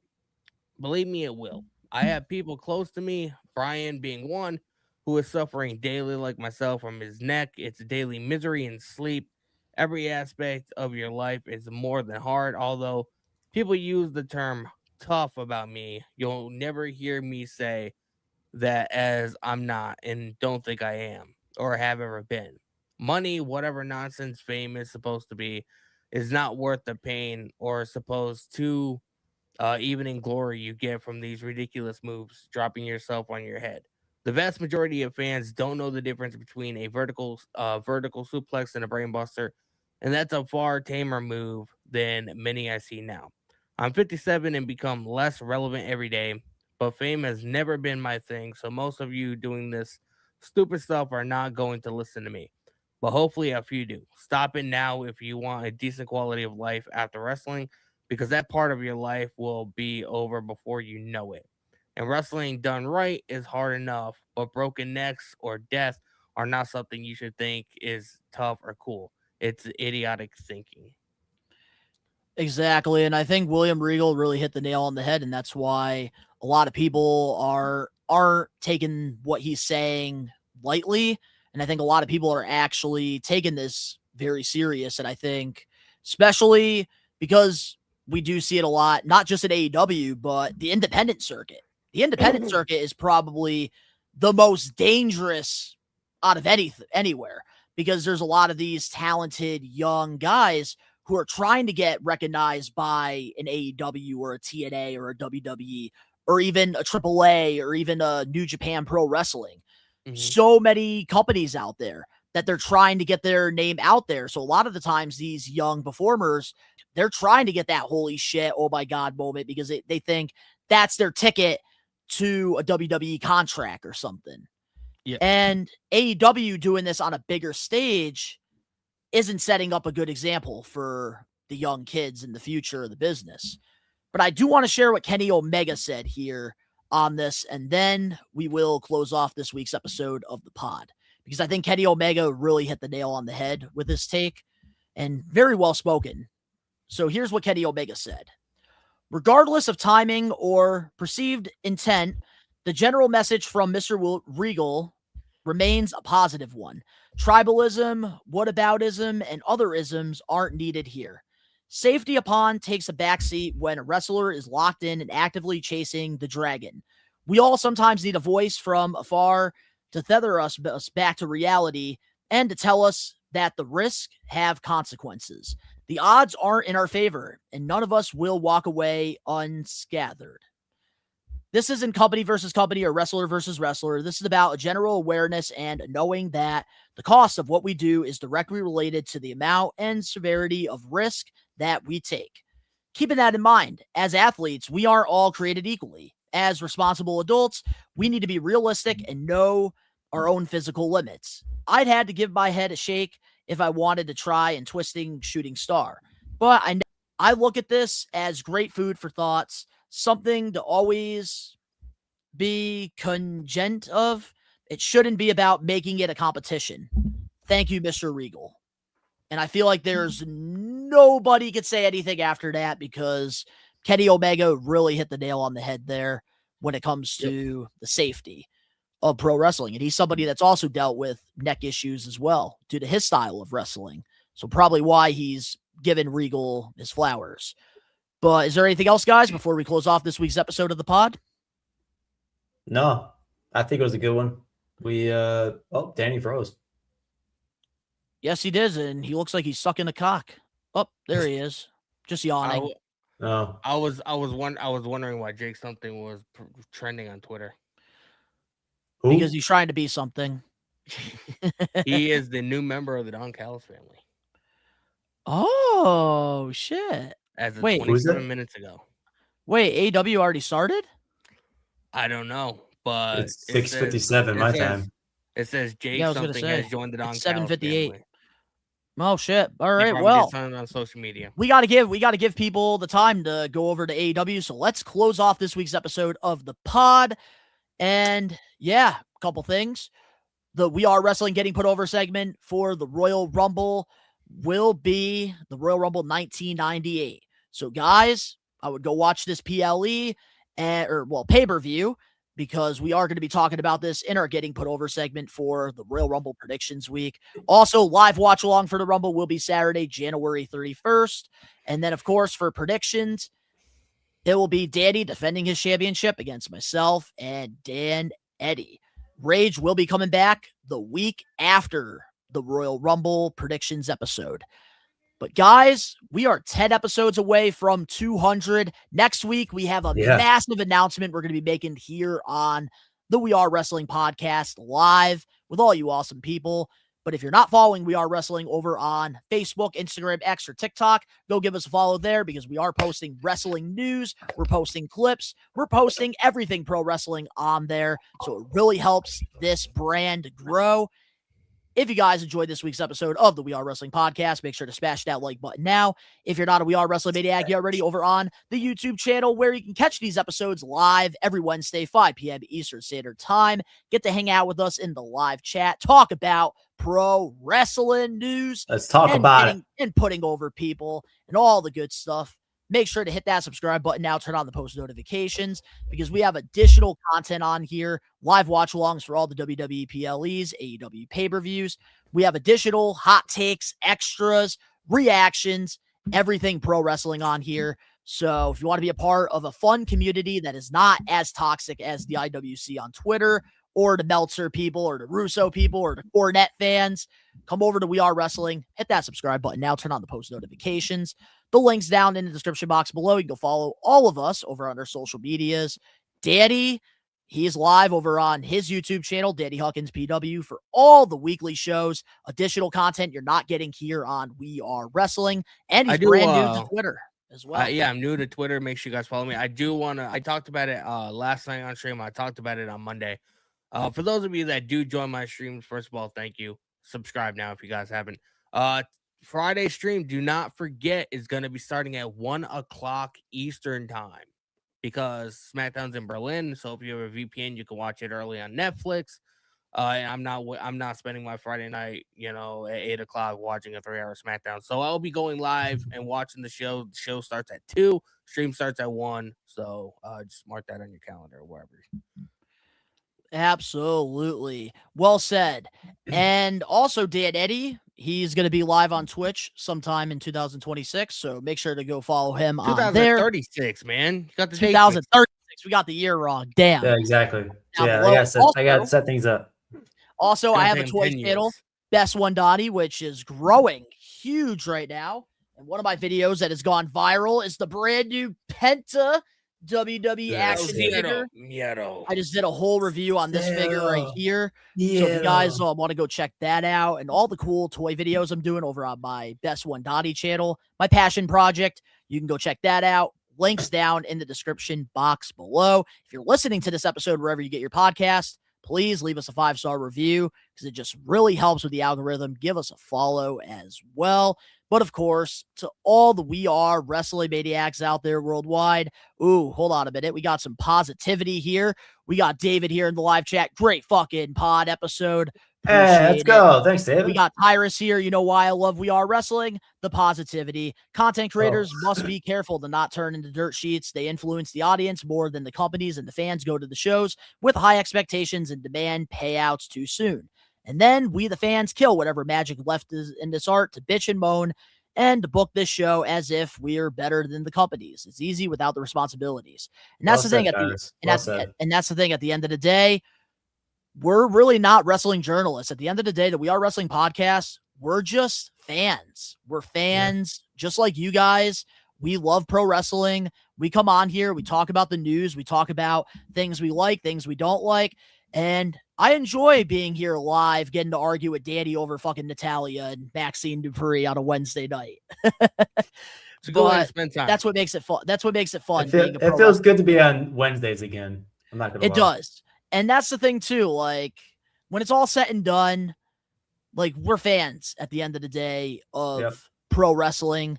And that's like why I wanted to create the We Are Wrestling pod. It wasn't to be the next Fightful. It wasn't to be the next Jim Cornette or Vince Russo. It was to give you guys a fan's perspective on things because at the end of the day, you guys have a voice and we have a voice as well. And if we could use this YouTube platform, We Are Wrestling, as a way to get our voices to be heard without being toxic, I think we're winning. So yeah, just like Kit Wilson said, don't be toxic. Yeah, the toxicity. I love Kit Wilson. We need to put him over soon. But man, we got to let people go tune into AEW. That's what I'm going to do. So to all the We Are Wrestling Maniacs out there worldwide, we are. Take it over. And boys, I'm proud of you because we kept this under 3 hours. Peace. Oh my God. How about let's hear for another. Let's hear